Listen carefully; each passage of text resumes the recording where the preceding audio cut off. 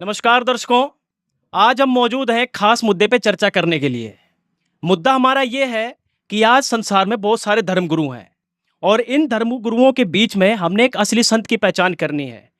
असली व नकली संत की पहचान, ये हमारा खास मुद्दा है। आप देखते होंगे डेली की सोशल मीडिया पर या चैनलों पर एक नया बाबा, नया संत, नए भगवान, नए ज्ञान के साथ कहीं ना कुछ बताते हुए नजर आ जाते हैं।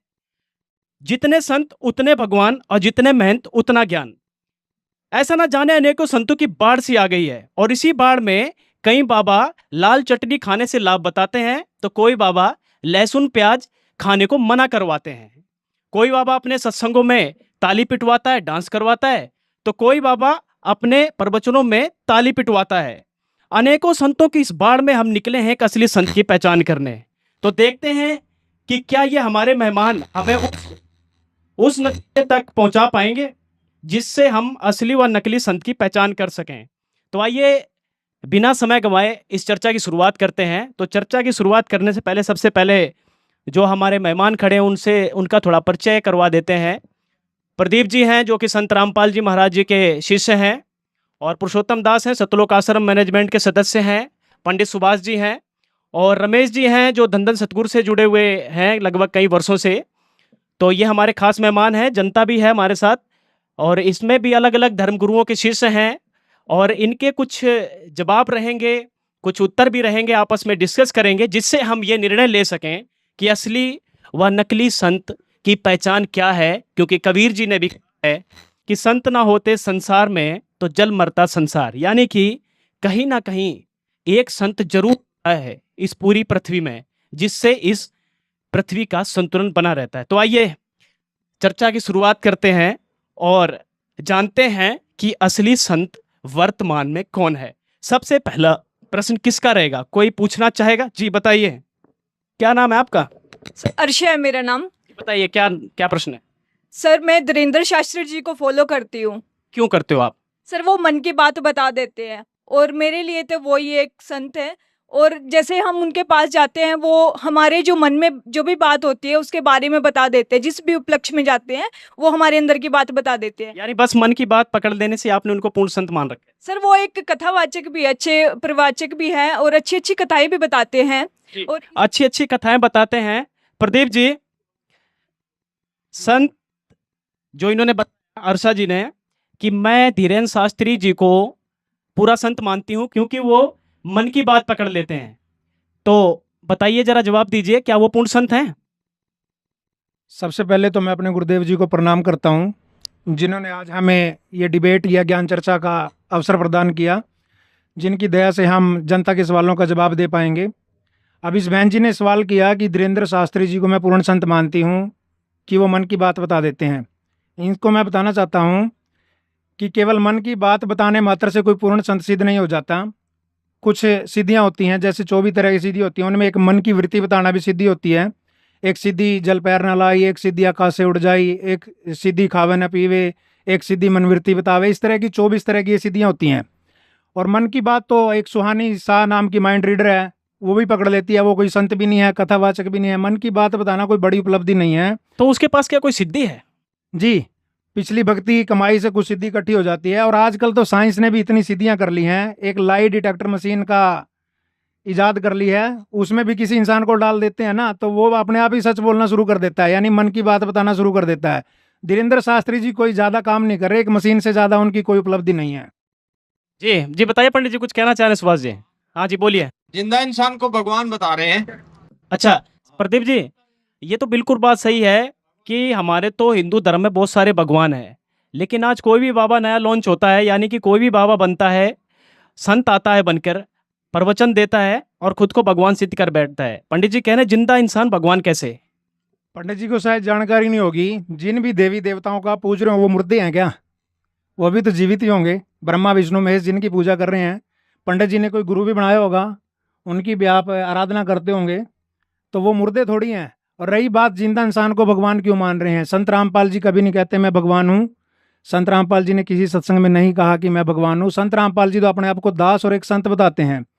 और जो शिष्य होते हैं उनका कर्तव्य होता है कि अपने गुरु को भगवान का दर्जा देना, तो ये कबीर साहब की वाणी भी है, गुरु गोविंद दोनों खड़े काके लागू पाए, बलिहारी गुरु आपने जिन गोविंद दिया मिलाए। तो अगर गुरु को भगवान का दर्जा देंगे जभी तो आध्यात्मिक मार्ग में हमारा मोक्ष होगा। जी, और किसी का सवाल प्रश्न है? किसी का प्रश्न? जी बोलिए। नमस्कार सर। जी बताइए, क्या नाम है? शीतल। जी बताइए। विश्व में इतने गुरु हैं, कोई भी कुछ नहीं रखा है। हमें अपने माता पिता की सेवा कर लो, वहीं स्वर्ग है। और यानी सब स्वर्ग नरक यही है। हाँ, यही है सभी स्वर्ग नरक। इनका मानना है कि कोई गुरु नहीं है, किसी को मत मानो, माता पिता की सेवा कर लो, वही गुरु है। क्या जवाब रहेगा? सर इनका जवाब ये है, माता पिता की सेवा करना अच्छी बात है, लेकिन आध्यात्मिक मार्ग में गुरु के बिना मोक्ष नहीं हो सकता। अब कबीर साहब की वाणी है, मात पिता मिल जाएंगे 184 माही, सतगुरु सेवा बंदगी है फेर मिलन की नाही। मात पिता तो पशु पक्षी के जीवन में भी हमें मिल जाएंगे। तो अगर भक्ति करके आत्म कल्याण कराना है तो गुरु बनाना पड़ेगा, और गुरु भी सच्चा बनाना पड़ेगा जो शास्त्रानुसार भक्ति करवाता है। माता पिता की सेवा करने से आध्यात्मिक मार्ग में मोक्ष नहीं हो सकता। माता पिता की सेवा करना हमारा कर्तव्य है, बढ़िया से बढ़िया सेवा कीजिए, लेकिन गुरु का दर्जा और भक्ति मार्ग का दर्जा अलग है। जी रमेश जी, कुछ कहना चाहेंगे आप भी? हाँ, हम कुछ कहना चाहेंगे जी सर। बोलिए। देखो, मैं डॉक्टर राम रहीम सिंह जी इंसा का शिष्य, डेरा सच्चा सौदा इंसा का शिष्य हूँ, और उन्होंने बहुत ही नेक पुण्य कार्य किया है। उन्होंने देखो हमें पिताजी का बब्बर शेर बताया है, हम पिताजी के बब्बर शेर हैं। और देखो हम रोम रोम में बसा है हमारे पिताजी, हमारे शरीर में भी कण कण में ये हाथ में व्यापक क्या है। लिखा हुआ है? ये शाश्वत नाम जी गुरमीत जी तेरा आसरा। अच्छा, इतनी दीवान की हाथ में छपवा दिया। हाँ, हमारे अंदर उस पिताजी का बहुत ही दिलों से उसका मैं बहुत स्वागत करता हूँ। मैं उसका जी, क्या कुछ कहना आभारी चाह रही हैं हूँ। आप? बताइए, क्या नाम है? मेरा बबली दासी है जी। जी बोलिए। मैं ये राम रहीम के बारे में ये कहना चाहती हूँ जी, राम रहीम के तो लक्षण भी एक संत के नहीं है जी। वो नाचते हैं, गाते हैं, डांस करते हैं, फिल्म बनाते हैं। अगर संत ऐसा करेंगे तो समाज को क्या खा ज्ञान ये देंगे? मीरा जी भी तो नाचती थी। मीरा जी भी नाचती थी, पुरुषोत्तम दास जी, मीरा जी भी नाचती थी। ये देखो। कह रहे हैं मीरा जी भी डांस करती थी, हाँ। कृष्ण जी की पुजारण थी, तो नाचने में क्या बुराई है? सत साहिब, सबसे पहले अपने गुरुदेव जी का धन्यवाद करता हूँ, जिन्होंने हमारे को इस लायक बनाया कि हम इस आध्यात्मिक ज्ञान को उनकी दया से जान पाए। मीरा जो भक्ति करती थी जिस लेवल की, वो प्रेमा भक्ति करते हैं, वो मीरा कोई पार थोड़ा ना होगी। कृष्ण जी ने खुद प्रकट होकर मीरा जी को बोला था कि मीरा, तू मेरे लोक में तो आ जाएगी जितना तेरा प्रेम है, जिस लेवल की तू भक्ति करती है, लेकिन मोक्ष तेरा नहीं है, मुक्ति तेरे को नहीं मिलेगी। उसके लिए पूर्ण संत आपको ढूंढना पड़ेगा। और उस टाइम कबीर साहब आए हुए थे, रविदास जी उनके शिष्य थे। तो कबीर साहब ने उनकी परीक्षा भी ली कि रविदास जी से जाकर के नाम लो, विश्वास हो तो इतना हो गुरु पर। तो उसने जाकर के रविदास जी से दीक्षा ली, और रविदास जी ने उनको जिसमें चमड़ा की वो डुबोते थे उसी में से वो एक पान परवान जैसे देते हैं, वो अमृत समझ करके उसने वो भी पी लिया। उससे भी उसका परमात्मा की वाणी के द्वारा बहुत लंबा हो जाएगा चैप्टर। मतलब ये है कि जब रविदास जी से नाम लिया उसके बाद डांस किया था क्या उन्होंने? नहीं, फिर उन्होंने डांस नहीं किया। रमेश दास जी, फिर तो उन्होंने छोड़ दिया था। यानी कि पूरे गुरु मिले तो नाच गाना तो फिर मना का हो गया ना उनका सर नाच गाना पूरा हो गया, लेकिन जैसे हमारे को पिताजी ने ज्ञान दिया है, उन्होंने कहा अभी एक तो पाँव तुम्हारा यहाँ और एक सचखंड में है। एक पाँव जी, एक पाँव यहाँ दूसरा सचखंड में। सर देखो, सर ने बोला कि एक पाँव यहाँ पर दूसरा सचखंड के अंदर। और अब एक सिंपल सी बात लेते हैं कि वही अगर ये भक्ति मार्ग है, भक्ति मार्ग में सभी चीजों को मायने रखते हैं। हमें अन्य देवी देवताओं की भी भक्ति करनी पड़ेगी, वो किस शास्त्र विधि से करनी पड़ेगी। तो आप बोल रहे हो कि हमारे पिताजी ने बोला है कि एक पाँव हमारा यहाँ और दूसरा सचखंड में। अब एग्जाम्पल के तौर पे मैं आपको बोलता हूँ कि आप यहाँ कुरुक्षेत्र आए हो, कुरुक्षेत्र से अम्बाड़ा जाने के लिए क्या आप एक पाँव यहाँ अम्बाड़ा के कुरुक्षेत्र के अंदर दूसरा पाँव अम्बाड़ा में रख लोगे? बिल्कुल भी नहीं। ये तो आपकी मिथ्या और मनगढ़ंत बातें हैं। सबसे पहले तो आपको वो रोड मैप देखना पड़ेगा, जिस रोड मैप पर जो बीच में टोल प्लाजा हैं उनका भी आपने टोल टैक्स देना पड़ेगा, जाना पड़ेगा। और भक्ति मार्ग में जो हमारे ये देवी देवता हैं, इनके भक्ति करनी पड़ेगी, इनके जाप करने पड़ेंगे, और ये जाप करते हुए हम सचखंड जा सकते हैं। ऐसे नहीं सचखंड जा सकते कि आपने तो बाईपास से निकल जा रहे हो, ऐसे नहीं निकल सकते। और क्या जाप देते हैं आपके गुरुजी? हमारे पिताजी ने कितने मंत्र का जाप देते हैं? हमारे पिताजी 3 मंत्र का जाप 3 देते हैं। मंत्र का जाप देते हैं। ये कह रहे हैं कि जितने टोल प्लाजा है सारे देने पड़े। संत रामपाल जी महाराज क्या सबका टोल प्लाजा करते हुए ऊपर ले जाते हैं सचखंड में पुरुषोत्तम दास जी? नहीं, भक्ति का मार्ग कोई और है, इनको कह भी नहीं पता भक्ति के बारे। और ये संत हैं जो पहला यही सब समझ में आ जाएगा आपको। ये जो संत हैं इस लेवल के, जो फिल्में बनाना, डांस गाने करने और ऐसी ऐसी बातें करनी जिससे ये भी ना लगे कि ये संत भी है कि नहीं, तो उसमें सारा इसमें आ जाएगा। एक बार कबीर परमात्मा काल भगवान से वार्ता कर रहे हैं कि तू भाई मेरे बच्चों को बहकाता है, नकली संत भेज करके यहाँ नकली भक्ति कराता है, और सब के सब यहीं रह जाते हैं। वो 84 लाख योनियां भुगते हैं, मोक्ष किसी का होता नहीं, सतलोक कोई नहीं जा पाता, जिसको सचखंड भी कहते हैं। तो वहां पर परमात्मा की उसमें चर्चा में ये जो बातें होंगी इससे आपको समझ आ जाएगा। तो वहां पर काल भगवान बोलता है कि जी मैं यहाँ पर, मेरे को श्राप लगा हुआ है, तो मैं यहाँ पर 1 लाख मानो सूक्ष्म शरीर खाता हूं, तो वो कहाँ से मेरी उधर पूर्ति होगी? ये सभी चले जाएंगे। तो अब परमात्मा कहते हैं कि यहाँ पर जो सद्भक्ति करेगा, मेरी भक्ति करेगा, नियम में रह करके, वो ही पार होगा। बाकी तेरे जो भक्ति करते, तेरे जो पाले में है, वो तू उनके साथ जो भी कर, जो मेरे पाले में आ जाएंगे वो पार हो जाएंगे। तो काल भगवान कहता है कि जी मैं अब वचन लेता हूं आपसे कि आप 3 युगों में जीव थोड़े ले जाना, जब कलयुग आए चाहे जितने मर्जी ले जाना। तो वो कहता है ठीक है जी। कबीर परमात्मा ने कहा ठीक है, मैं कलयुग में ले जाऊंगा। परमात्मा को पता था इसकी सारी कहानी का कि ये भक्तिहीन बना देगा सबको, दुराचारी, मांसाहारी, शराब पीना, जितने व्यसन करना, सब उसमें लिप्त हो जाएंगे। तो परमात्मा को यही पता भी दुखी होंगे तब ये मेरी शरण में आएंगे। अब दुख पा रहे हैं तो संत रामपाल जी की शरण में ही वही लोग आ रहे हैं जो बहुत दुख पा रहे हैं। तो काल फिर क्या कहता है जी, मैं अब 12 पंथ चला दूंगा, जो आपकी भक्ति करते दिखेंगे, आपकी बाणी लेंगे, और आपसे जैसे गुरु ग्रंथ साहब है, सिखों का जो सिख भाई हैं उनको उसमें 50% कबीर परमात्मा की बाणी है, और भी अन्य जितने पंथ है, कबीर साहब की बाणी के बिना कोई भी धर्म नहीं है। तो वहां पर वो बोलते हैं, कहता है काल कहता है कि मैं 12 पंथ करूं मैं साजा, नाम तेरा ले करे वाजा, 12 पंथ से नाम जो लई और मेरे मुख में आन समोई। वो 12 पंथों से नाम भी लेंगे, वो दिखेंगे भी गुरु, वो बड़े बड़े संप्रदाय जुड़ जाएंगे, जैसे किसी के 2 करोड़ शिष्य हैं, किसी के 4 करोड़ शिष्य हैं, और कबीर पंथ के भी 20 करोड़ कबीर साहब को मानने वाले हैं इस देश में। सबसे बड़ा संप्रदाय कबीर पंथियों का है, लेकिन ज्ञान उन पे भी पूरा नहीं है। अब ये सुनियोजित समय है, पढ़ा लिखा समाज है, वेद किताब झूठे नहीं भाई, झूठे हैं जो समझे नहीं। अब सब अपना पढ़ेंगे वेदों को, शास्त्रों को, और इस ज्ञान पे लगेंगे। अब उसमें कहता है 12 पंथ करूं मैं साजा, नाम तेरा ले करे आवाजा, 12 पंथ से नाम जो लेयर मेरे मुख में आन सुनमोई, और अनेक पंथ चलाऊं ऐसा भ्रमित ज्ञान फैलाऊं, सबको भ्रमित कर दूंगा मैं। कहता मैं दृढ़ फंदा रची बनाई, जा में जीव रहे उर्जाई। पर कहता है पहले, उससे पहले कहता है प्रथम दूत मम प्रगटे जाही। ये काल कहता है कि मेरे दूत गुरु रूप में पहले प्रकट हो जाएंगे वहां जाकर के। यानी जितने हैं संत रामपाल जी को छोड़ के जो प्रकट हुए हैं आज, ये पूर्ण संत नहीं है? नहीं, पूर्ण संत नहीं, ये मोक्ष नहीं करा सकते। पूछ लो उनको खुद जाकर के। जी रमेश जी, आपकी इतनी दीवानगी हाथ में छपवा लिए तो पूर्ण संत नहीं है? हमारे पिताजी कहते हैं सर कि आप मेरे वचनों को फॉलो करो, जो भी मैं कहूँ भक्ति मैं करूँगा जी आपके बोलिए, लिए। क्या कहना चाहेंगे? सर मैं इस ये जो कह रहे हैं राम रहीम जी, मैं उनसे जुड़ी थी पहले। तो वहां पर क्या होता है कि जो एक आम होता है, एक जो फल फ्रूट है उनकी कीमतें होती है, और एक आम मैंने 1000 रुपए में खरीदा था। सिर्फ जो आम 2 रुपए का मिल जाता है वो मैंने 1000 रुपए में खरीदा था। सर आप कुछ कहना चाहेंगे 1000 रुपए में? मैं कहना चाहती हूँ, मैंने भी वहां से 1.5 आलू खरीदा 1600 रुपए का। 1600 का आपने भी कुछ खरीदा था क्या? जी बताइए, वहीं खड़ी रहिए, बताइए। आम खरीदा था 5000 का। 5000, 1600, मिर्ची भी बेच रहे हैं, ये संत कैसे? देखो ये पिताजी का प्यार है। ये पिताजी का प्यार है? सर ये प्यार नहीं है, ये धंधा कह सकते हैं इसको। जो 100 रुपए की या 10 रुपए की चीज है उसको 5-5, 10-10 हजार रुपए में बेचा जा रहा है, ये धंधा है, प्यार नहीं है। प्यार ये होता है कि उसको फ्री ऑफ कॉस्ट दिया जाए, उसको प्यार माना जाता है। ये तो धंधा है, बिजनेस है। एक ये साथ में बहन जी बोल रही है कि 1600 रुपए का लो, 1600 रुपए की तो 3-4 बोरी गिर जाएंगी। कमाल की बात है, ये धंधा है, धंधा के अलावा कुछ नहीं है। ये भक्ति मार्ग नहीं है। भक्ति मार्ग में श्रद्धापूर्वक फ्री ऑफ कॉस्ट दिया जाता है। अगर प्रसाद भी समझ के दिए जा रहे हैं, वे कुछ नहीं है, ये धंधा है, पाखंड है, नीरा पाखंड है। और इसमें संत नाम की कोई गुण ही नहीं है, संत का कोई मार्ग ही नहीं है, कोई ज्ञान ही नहीं है।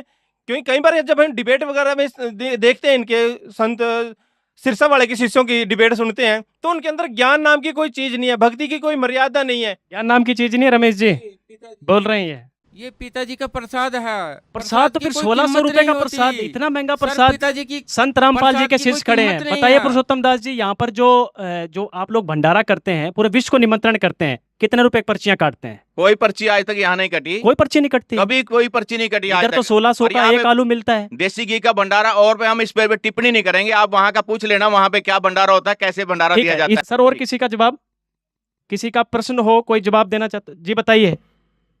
सर यहाँ पर संत रामपाल जी महाराज की अनुयायी संत रामपाल जी के बारे में इतना कुछ बता रहे हैं, क्या संत रामपाल जी महाराज पूर्ण मोक्ष करा सकते हैं? विश्व में इतने संत हैं, क्या वो पूर्ण मोक्ष नहीं करा सकते? बहुत अच्छा प्रश्न है प्रदीप जी। बहुत सारे धर्म गुरु हैं, क्या इन्होंने ही पूर्ण मोक्ष कराने का एक गुरु हैं कि भाई हम ही पूर्ण मोक्ष कराएंगे, बाकी नहीं कराएंगे? सर ऐसा है, पूर्ण मोक्ष कराने के लिए हमें भक्ति करने की जरूरत होती है। आज के समय में ज़्यादातर संत भक्ति नहीं करवा रहे। जैसे अभी धन सतगुरु का जिक्र चल रहा था, नाच गाना, आलू बेच देने, मिर्च बेच देनी। आजकल ज़्यादा कोई चटनी खिला रहा है, कोई मन की बात बता रहा है, भक्ति मार्ग से विचलित हो चुके हैं। और दूसरा मैं इसका बताना चाहता हूँ कि संत रामपाल जी गारंटी देते हैं पूर्ण मोक्ष कराने की, वो शास्त्रों के अनुसार भक्ति करा रहे हैं इसलिए देते हैं। गीता जी के 16वें अध्याय के 23वें और 24वें श्लोक में लिखा हुआ है, जो पुरुष शास्त्र विधि को छोड़कर मन आचरण करता है, न उसको सुख होता है, न उसको कोई सिद्धि होती है, न उसकी गति होती है। अब इनसे पूछ लो, आप शास्त्रों के अनुसार कौन सा भक्ति कर रहे हैं, कौन सा संत करा रहा है? पंडित जी, शास्त्र के अनुसार भक्ति करा रहे हैं, शास्त्र संस्कृत में है। शास्त्र के बारे में ये क्या जाने। अच्छा, शास्त्र के बारे में तो हम जानते हैं, हम पंडित हैं, हम संस्कृत बोलना जानते हैं। कर्पूरकौरम कर्णावतारम संसार सारंग भुजगेंद्रारम सदा वसंतम हृदयार वंदे भवम भवानी च चैतन्य, ऐसे संस्कृत बोलते हैं धारा पूर्वा। यानी आप कहना क्या चाहते हैं संस्कृत के विषय में? संस्कृत आती नहीं है। देखिए, कैमरामैन से कहूंगा एक वीडियो दिखाएं। इसमें भी एक आशुतोषानंद जी हैं, जो बहुत बड़े अपने आप को विद्वान मानते हैं और पंडित जी भी हैं, जो कहते हैं संत रामपाल जी को संस्कृत नहीं आती है। है कि उत्तम पुरुष जो है कोई श्री कृष्ण से, भगवान से भी अलग है, उनका ये कहना है। नाम जान गए आप कौन है? तो सबकी निंदा ही करता रहता वो, निंदा के अलावा कुछ सोचा ही नहीं बंदे ने। आओ हम आपको बताते हैं। उनका प्रश्न ये है कि उत्तमा पुरुषस्तन्य भगवान कह रहे हैं, ये कह रहे हैं कि संत रामपाल जी निंदा करते रहते हैं, पुरुषोत्तम दास जी निंदा करते रहते हैं, संस्कृत नहीं आती संत रामपाल जी को। निंदा और निठार में अंतर होता है भगत जी। जी, एक ये कह रहे हैं कि संस्कृत नहीं आती। संस्कृत का विद्वान हो रहा है, संस्कृत से पढ़ लेना किसी चीज को, उससे वो विद्वान नहीं बन जाएगा। वो संस्कृत को पढ़ लेता है, उस संस्कृत का विद्वान हो गया। अब तो पूरा जितना भी लिटरेचर है, हमारे गुरु जी ने तो हर भाषा में उसको छाप दिया। भाषा का मतलब क्या होता है? एक बात, मेरी बात आपकी समझ में आ जाए, ठीक है, एक दूसरे की बात दूसरे के समझ में आ जाए, भाषा का इतना ही काम होता है। जो भाषा है पंडित जी, संस्कृत आप कह रहे नहीं आती है संत रामपाल जी को, और भी बहुत सारे धर्मगुरु हैं जो कहते हैं संत रामपाल जी को संस्कृत नहीं आती है। ये आप कैसे कह सकते हैं, जबकि उन्होंने तो अनुवाद कर रखा है पवित्र गीता जी का? पवित्र गीता जी का अनुवाद तो हमने किया है। अच्छा, हम संस्कृत जानते थे, हम हमारे पुरुष जो है संस्कृत वही जानते थे। हमने किया अनुवाद तो गीता जी का। जी, इन्होंने किया अनुवाद और उन्होंने किसी ने। उन्होंने कोई सर, क्या तो पंडित जी का मैं क्वेश्चन का आंसर देना चाहता हूँ कि पंडित जी कह रहे हैं कि अभी संस्कृत को हम जानते हैं। संस्कृत जानने मात्र से विद्वान नहीं हो जाता है। संस्कृत एक भाषा है, वो अपने शब्दों को एक दूसरे तक पहचाना है। और रही बात ये कह रहे हैं कि भाई हमारे पूर्वज ना संस्कृत को पढ़ते आ रहे हैं और समझाते आ रहे हैं। प्रथम बात तो मैं ये कहता हूँ, आज तक किसी भी धर्मगुरु ने आज तक गीता को या पवित्र वेदों को, किसी भी शास्त्र को खोल के नहीं दिखाया। ओनली आज की डेट में संत रामपाल जी महाराज हैं जो पवित्र गीता जी को, पवित्र सभी धर्मों को खोल के दिखा रहे हैं कि भाई इनके अंदर लिखा क्या है और भक्ति किसकी करनी चाहिए, वो परमात्मा है कौन और उसकी पाने की विधि क्या है। आज तक जिस भी ब्राह्मण समाज ने, जो पंडित हैं, उन्होंने क्या किया था, ओनली गीता जी को हमारे जो जोत बत्ती लगाते हैं वहां पे लाल कपड़ा के अंदर लपेट के वहां पे उसकी धूप बत्ती करने के लिए बोला है। ओनली संत रामपाल जी महाराज ने कहा है उस पवित्र ग्रंथ को उठाइए और उसको खोल के देखो, क्योंकि आज पूरा समाज पढ़े लिखा है। उसको खोल के उसके अंदर जब देखा, आज हमारी आंखें खुल चुकी हैं। वो परमात्मा की भक्ति बताई गई है और वो परमात्मा है कौन, वो कबीर है और वो प्रमाणित भी कर दिया।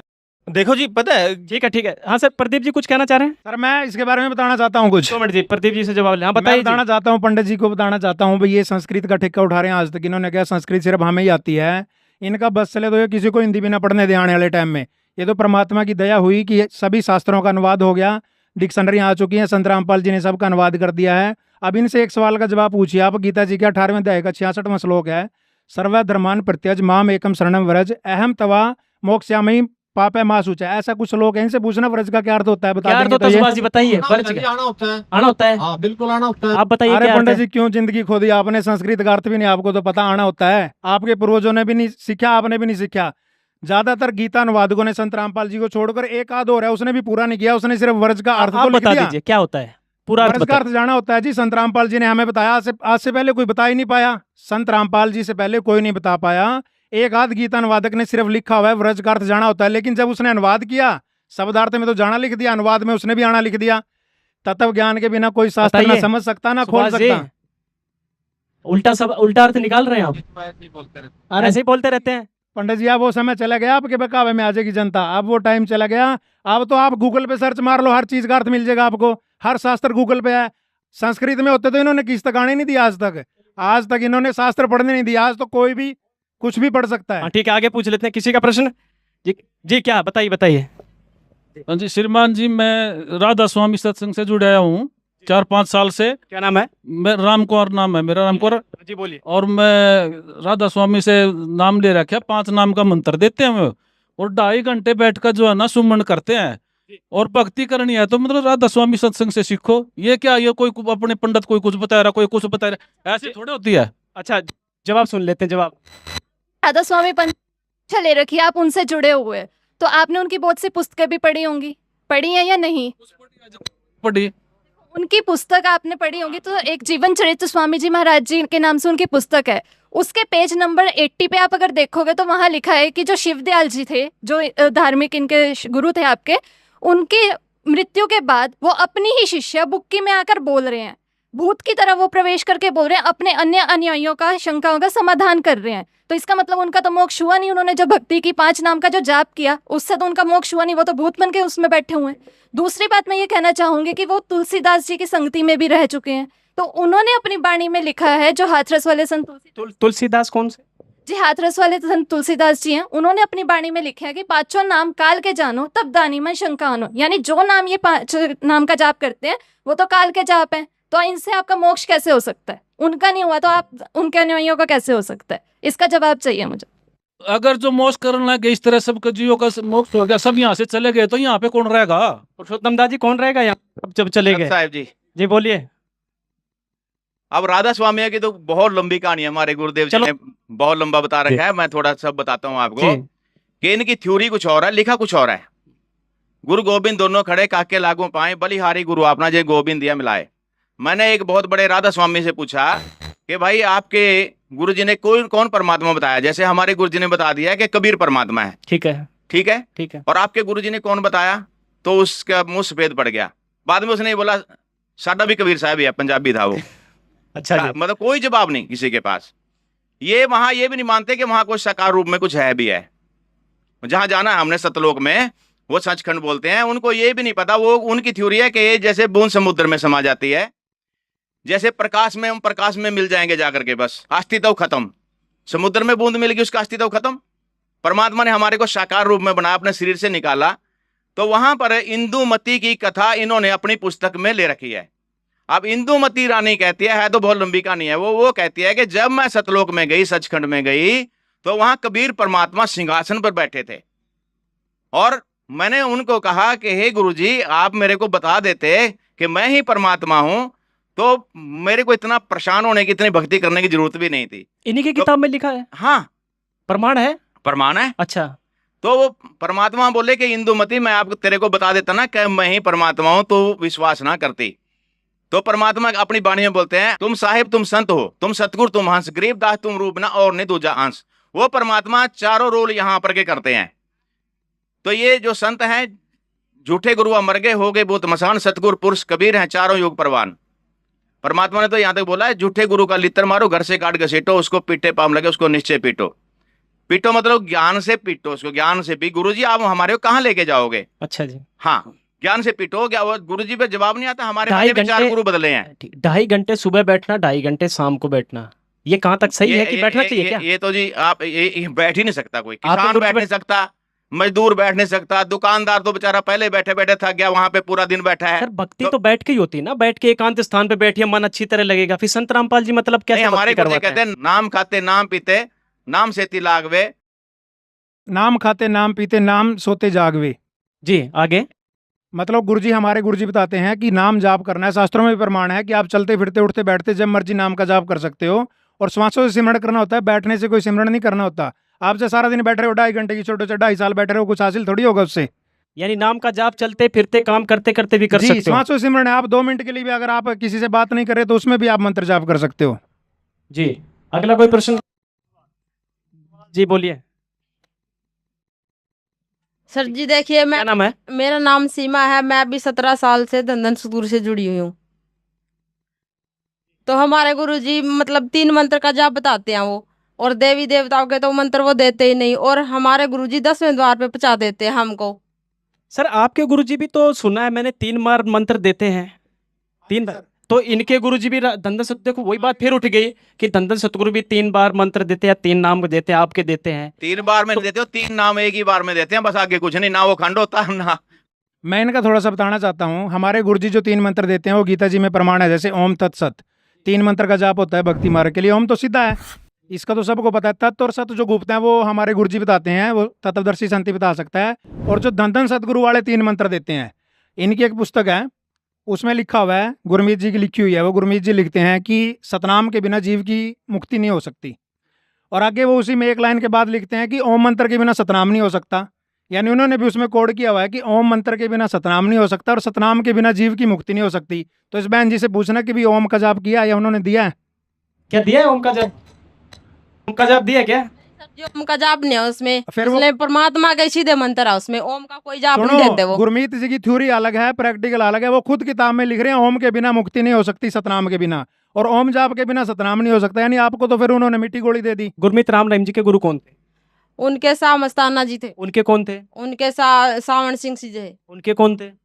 उनके आगे हमको पता पता नहीं है। किसी को पता है उनके आगे कौन थे? जी बताइए, आप ही बता दीजिए पुरुषोत्तम दास जी। सर आप कैसे कहते हो कि हमारा नाम खंड नहीं होता?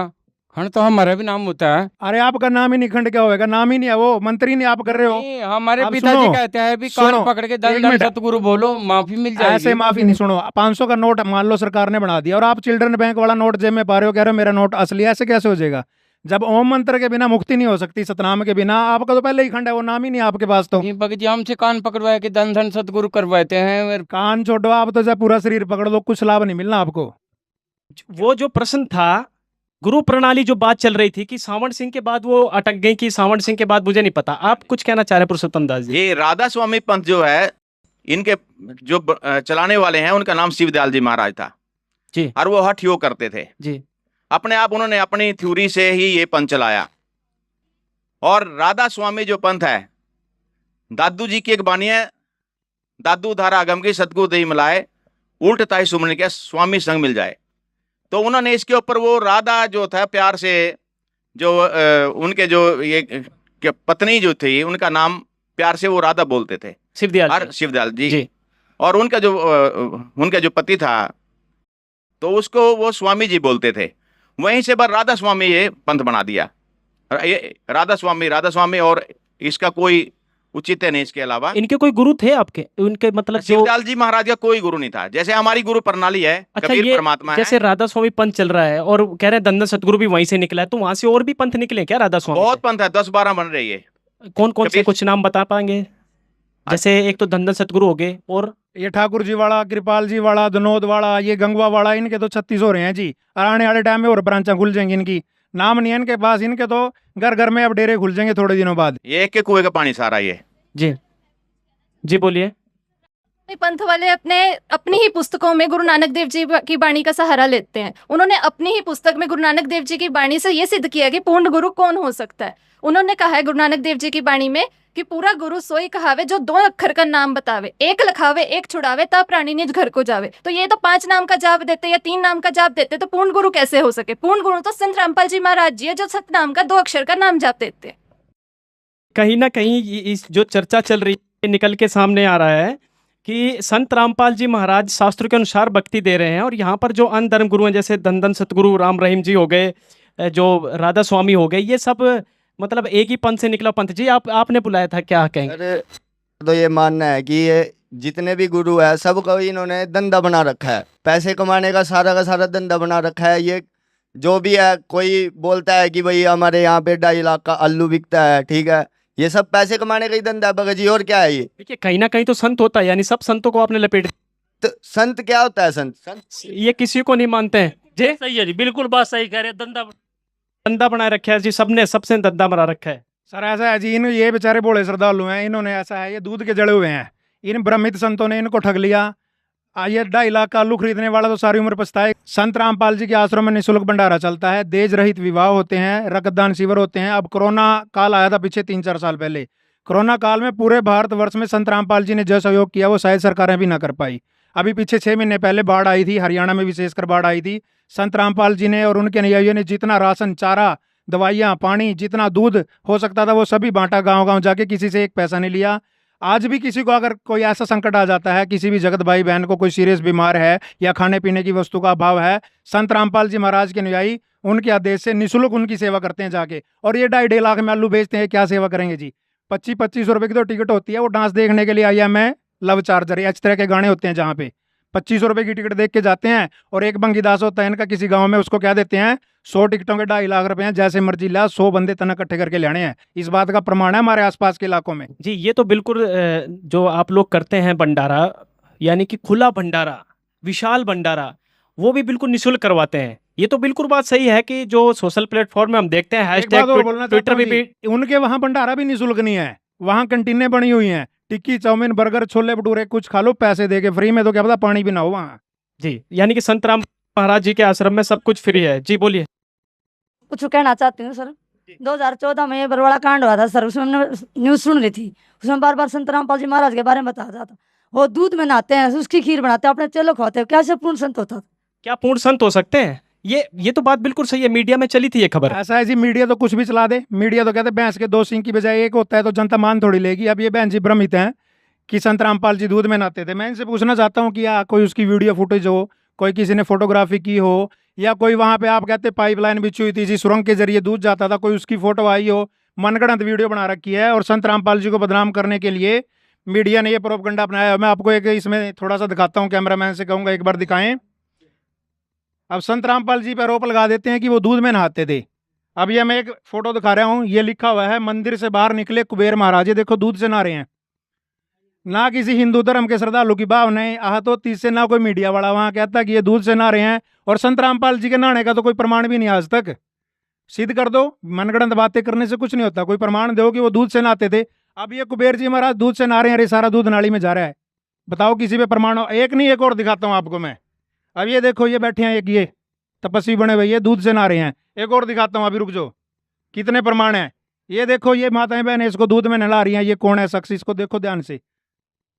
हजारों मिल जाएंगे हिंदू धर्म में या किसी में भी दूध से नहाने वाले। और संत रामपाल जी महाराज ना कभी दूध से नहाए, ना कभी नहलाते। खाने पीने वाली चीजों को व्यर्थ करने की संत रामपाल जी महाराज ने ना कोई आदेश दिया, ना वो ऐसा करते हैं। ये तो अंधविश्वास और पाखंडी लोग ऐसा करते हैं कि कहीं भी दूध चढ़ा दिया या कहीं भी दूध से नहला दिया।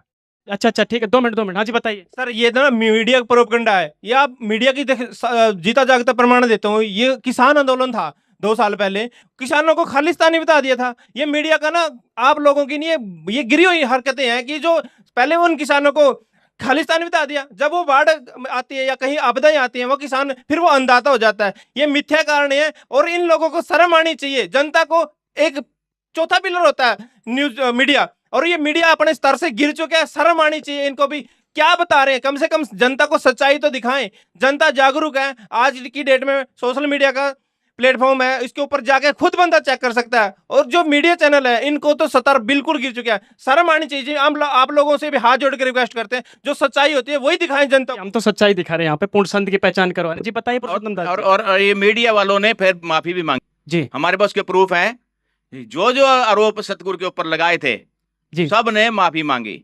एक भ्रम फैलाया हुआ है, जो कहीं किसी ने नाम ले लिया कि वो कहते हैं गुरु नहीं बदलना, गुरु तो ऐसा जैसे पति बदल लिया। नहीं, ये जीवन का सौदा है, हमने मोक्ष प्राप्त करना है, दोबारा मानव जन्म नहीं मिलेगा। मानव जन्म दुर्लभ है, मिले ना बारंबार, तरवर से पता टूट गए, बहुत लगता डार।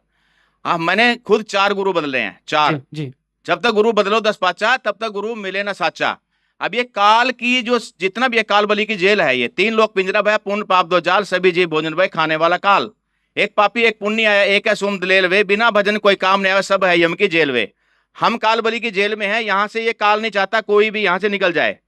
इस काल भगवान को 1 लाख रोज मानो सूक्ष्म शरीर खाने पड़ते हैं। माया आदि निरंजन भाई अपने जामे यहाँ पे खाई। अगर ये 1 लाख इसको नहीं मिलेंगे तो इसकी उधर पूर्ति नहीं होती, तभी ये पैदा भी करवाता है। रजगुण ब्रह्मा, सतगुण विष्णु, तमगुण शिव जी। राम कृष्ण अवतार हैं, इनका नहीं संसार। जिन साहिब संसार किया उन्होंने जन्म नार। 3 देव को सबको ध्यावे, चौथे देव को मर्म न पावे, चौथा छोड़ पंचम को ध्यावे, कहें कबीर सो हमरे घर आवे। कबीर पूर्ण परमात्मा है, इसके लिए समय लगेगा, पूरा सिद्ध कर देंगे कबीर परमात्मा है।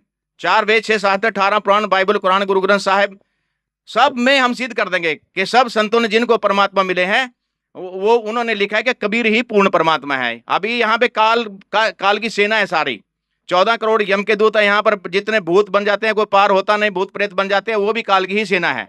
अब ये इनको ये मतलब एक भ्रम है कि गुरु बदलना नहीं चाहिए। गुरु बदलना चाहिए, कोई दिक्कत नहीं उसमें। जैसे एक डॉक्टर चाहे खास अपना रिश्तेदार भी हो, जब नहीं इलाज हो रहा तो दूसरे पे चले जाते हैं उसी टाइम इलाज कराने। हमारे को जन्म मरण का रोग है, ठीक है। मोक्ष किसको, किसी को धरती वही नहीं पता मोक्ष क्या होता है, किसको मुक्ति बोलते हैं।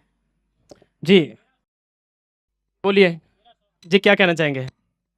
जय श्री राम, जय बालाजी। सर मेरा नाम मुकेश है, मैं कुरुक्षेत्र से हूँ और मैं बहुत देर से देख रहा हूँ ये गुरु गुरु गुरु लगा रखी है यहाँ पे। सर हम बालाजी के मानने वाले हैं और बालाजी ने हमारे ठाठ करके हैं। और कहा भी गया है कि पृथ्वी पे 4 सुख है। पहला सुख निरोगी काया, दूसरा सुख जेब में माया, तीसरा सुख सुलक्षणी, चौथा सुख बच्चे हो आज्ञाकारी। मेरे बालाजी ने मेरे सारे 4 सुख दे रखे हैं, तो मेरे को गुरु बनाने की क्या जरूरत है? पूछिए इनसे। सारे सुख तो इनके बालाजी जी दे रहे हैं, जवाब दीजिए। सर ऐसा है, भाई साहब का सवाल है कि मेरे को सारे सुख बालाजी ने दे दिए, गुरु बनाने की क्या आवश्यकता है? आप कह रहे हैं मेरे बच्चे आज्ञाकारी हैं। पहला तो इनसे मैं ये कहना चाहता हूँ, आपके बच्चों को भी आप स्कूल में ना भेजा करो, गुरु बनाने की जरूरत ही नहीं है। क्या करेंगे? पढ़ाई करेंगे, बिना टीचर के तो पढ़ लेंगे घर पे बैठ के ही। जब एक पढ़ाई मार्ग में भी गुरु की, अध्यापक की जरूरत पड़ती है, तो भक्ति मार्ग में भी जरूरत पड़ती है। और ये कह रहे हैं कि बालाजी ने मेरे ठाठ कर दिए, जय श्री राम, जय बजरंगबली। जो बालाजी को नहीं मानते ना, उनके भी ठाठ हो रहे हैं। जो किसी को भी नहीं मानते, जो नास्तिक है ना, उनके भी ठाठ हो रहे हैं। दूसरी बात यह है, अब ये जय श्री राम का नारा लगाते हैं, ठीक है। राम 3 देवताओं में आते हैं, ब्रह्मा विष्णु महेश। विष्णु जी के अवतार हैं रामचंद्र जी। अब एक वाणी है कबीर साहिब जी की, एक राम दशरथ का बेटा, एक राम गट गट में बैठा, एक राम का सकल बसारा, एक राम इन सबसे न्यारा। जो दशरथ के पुत्र श्री रामचंद्र जी हैं, उनसे आगे तो इनको पता ही नहीं। और रही बात गुरु ना बनाने की, आध्यात्मिक मार्ग में गुरु के बिना मोक्ष नहीं हो सकता। गुरु बनाना सबसे पहली सीढ़ी है। कबीर साहब ने भी कहा है, गुरु के बिना आत्म कल्याण नहीं हो सकता। इसलिए, और विदेशों में कोई ना बालाजी को मानता, ना किसी अन्य देवी देवता को मानता, उनके भी ठाठ हो रहे हैं। ठाठ होना कोई उपलब्धि नहीं है, ठाठ तो किसी के भी हो जाते हैं। नाचने गाने वालों के ठाठ हो रहे हैं, जो कुछ भी नहीं करते। गुरु क्यों बनाए?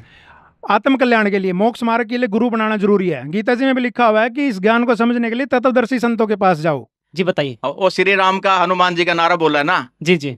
तो परमात्मा कहते हैं, राम राम सब जगत बखाने और आदि राम को बिरला जाने। 30 करोड़ रामा अवतारी, असीता संग रहती नारी।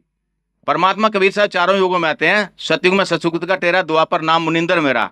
मुनिंदर जी हनुमान जी को समझा रहे हैं, कहे मुनिंदर सुनो हनुमाना, क्यों रंग्या जूठे रंग में। कह रहा 30 करोड़ राम जा लिए जैसे से जीत जीत के जग ने, मोक्ष नहीं हुआ। मोक्ष का मार्ग कोई और है। सत साहिब, मोक्ष का मार्ग कुछ और है। जी बोलिए जी, आप हाथ खड़ा कर रही थे। मैंने सुना है जो संत रामपाल जी महाराज अपने दक्षिणा देने से मना करते हैं। और एक बार मैं अपनी सहेली के साथ ट्रेन में जा रही थी, उसने कोई संत व बाबा मांगने वाला आ गया। मैंने तो उसे 10 रुपए निकाल के दे दिए, लेकिन उसने 10 रुपए देने से मना कर दिया। ऐसा क्यों? क्या ये पूर्ण संत की पहचान है? किसी संत व बाबा को दान दक्षिणा देने से भी मना करते हैं। सर दान दक्षिणा देना क्या गलत है? एक संत दूसरे संत को दान दक्षिणा नहीं दे सकता है? बताइए पुरुषोत्तम दास जी। दान भी देखकर ही देना चाहिए। जो दान का पात्र है वही दान देना चाहिए। जैसे हम दान देते हैं कहीं भी, ये है सारा संस्कार जुड़ जाता है वहां पे। किसी को दान दिया, वो फिर आगे पैदा होगा, उसका वापिस करेगा। अगर किसी के साथ जुल्म किया जिसने, वो फिर बाद में उसका दामाद बनेगा, लड़की भी ले आएगा, उसको फिर दुखी करेगा। ये ऐसे संस्कार बनते हैं। हम दान ऐसे ना दें जैसे कोई दान ले रहा है, हो सकता है वो शाम को दारू पीता हो। ये सारे घर भारी होते हैं, झोपड़ी में कहीं भी रहते हैं, सारा दिन मांगते हैं और शाम को ये दारू पी लेते हैं। और वहां पर वो पीटता तो पहले भी था। उस दिन किसी ने 500 रुपए दे दिए, किसी का काम बन गया, कोई कहता है अभी खुश हो रहा होगा, 500 रुपए दे दिया, उसने उतना ज्यादा दारू पी ली। और दारू पी करके बच्चों को ज्यादा पीटा, उसकी पत्नी ने बच्चों समेत जाकर के नहर में कूद के आत्महत्या कर ली। वो दोष किसको लगा? जिसने दान दिया है। दान कहाँ देना चाहिए? भंडारे भी बहुत होते हैं, पीर का ही भंडारा होता है, उसका क्या लाभ होगा वहां पे? जो किसी के वहां पे दान दिया, उसका कुष्ठ का रोग ठीक हो गया, वो सब में बंट गया। वहां पे एक होता है हमारा पिता है जो पूर्ण परमात्मा कबीर साहब, उसके वहां जो दान देगा, वहां जो भंडारा लेगा, उसका लाभ ही लाभ है। एक गुरुजी कहते हैं 1000 ज्यादा देता हूं मैं दान किया हुआ यहाँ से, और वो क्या देंगे सत साहिब? यानी सुपात्र को दिया हुआ दान फलता है, कुपात्र को दिया दान भी फलता है। जी बोलना क्या क्या है रचन? देखिए जैसे बहन जी ने बोला कि मैंने दान दिया और मेरी सहेली ने दान नहीं दिया, जो उन्होंने संत रामपाल जी महाराज से दीक्षा ली हुई थी। सबसे पहले तो मैं इस बहन का मैं ये कहना चाहता हूँ कि उन्होंने जब सुपात्र को देना, ये जैसे कि पुरुषोत्तम जी ने भी बताया कि सुपात्र को दिया दान फलता और कुपात्र को दिया दान नहीं फलता। जब बहन बोल रही थी कि, और जैसे पंडित जी भी उसकी राय में मिला रहे थे कि भाई हाँ दान देना चाहिए। दान किसको देना चाहिए? सबसे पहले तो हमें ये समझना चाहिए, हमारे संत रामपाल जी ये कहते हैं अगर कोई रोगी है उसको दवाई दिला दो, कोई भूखा है उसको खाना खिला दो, किसी के वस्त्र फटे हुए उसको वस्त्र पहना दो, ये भी तो दान होता है। और संत रामपाल जी महाराज किसी को दान देने से मना नहीं करते हैं, दान उसको दिवाते हैं जिसको आवश्यकता होती है। अब मान लो मेरे पास एग्जाम्पल का रखता हूँ, मेरे पास करोड़ों रुपये है, मैं भिखारी हूँ, और आप लोगों ने न्यूज चैनल में कई बार देखा होता है कि बस स्टैंड पे या रेलवे स्टेशन पे बहुत से भिखारी होते हैं और वो वहीं पड़ रहते हैं, उनके पास इतना पैसा इकट्ठा हो जाते हैं, वो उनको ये नहीं पता होता कितना पैसा, और वो वहीं भीख मांग मांग के इकट्ठा करके मर जाते हैं। तो दान सुपात्र को देना चाहिए। किसी को आवश्यकता है, कपड़े की आवश्यकता है कपड़े पहनाओ, खाने की आवश्यकता है उसको खाना खिलाओ, रोगी है उसको दवाई दिलाओ। इन चीजों के लिए संत रामपाल जी बकायदा शिविर लगाते हैं। और जब इनके संत रामपाल जी महाराज का आश्रमों में सत्संग होते हैं, सत्संग के दौरान बहुत से रोगी आते हैं, उनको दवाई फ्री ऑफ कॉस्ट दी जाती है। यानी कि यहाँ जो दान करा जाता है उसको उस दान का सदुपयोग किया जाता है। जैसा कि प्रदीप जी बता रहे थे, कोरोना काल में सदुपयोग किया गया, कोई गरीब है उसके लिए किया जाता है। तो ये सुपात्र जी बिल्कुल, ये तो बात सही है कि सुपात्र को दिया हुआ दान फलता भी है। और संत वही है जो समाज सुधार के साथ साथ समाज कल्याण की भी बात करे, और ये संत रामपाल जी के आश्रम में अधिकतर देखने को मिलती है।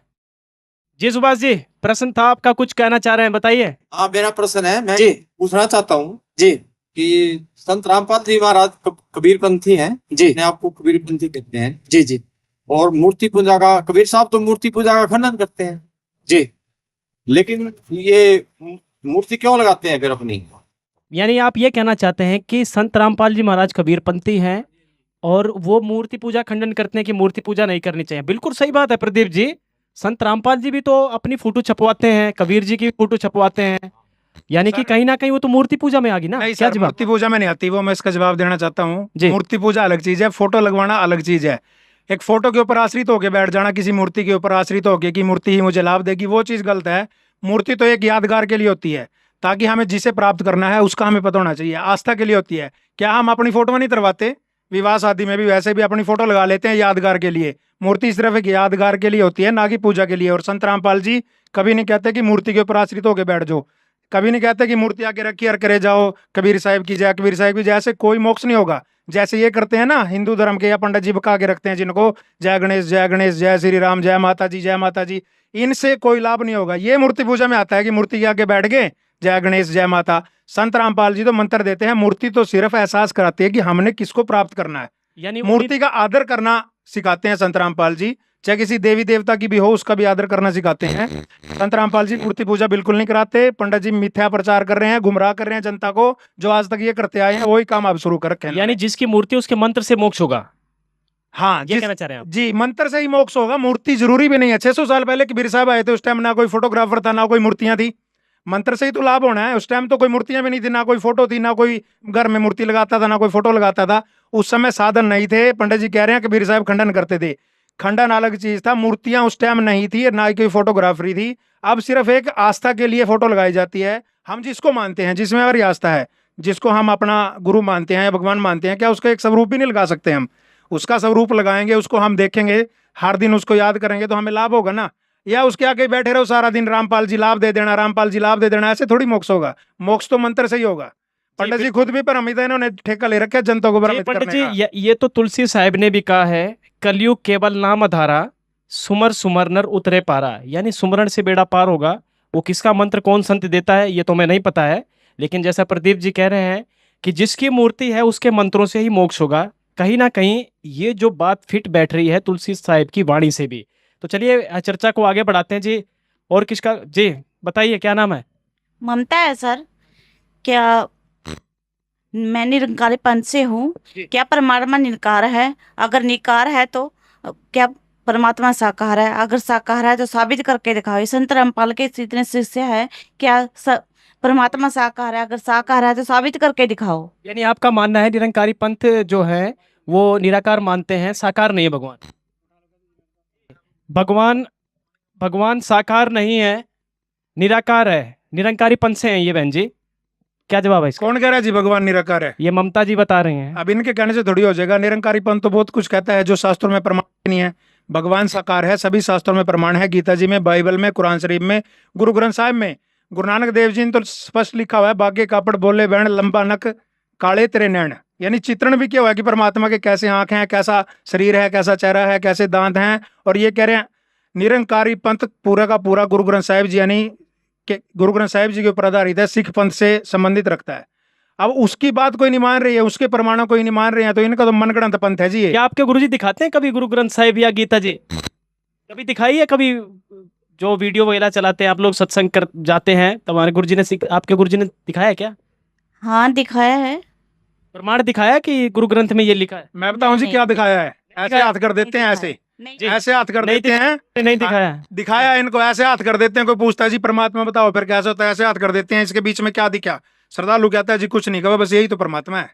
ये दिखाते हैं इनके निरंकारी वाले। मतलब शास्त्र से प्रमाण नहीं देते हैं। जी बताइए। थोड़ा एक और शंका यहाँ हो जाएगी पूरी।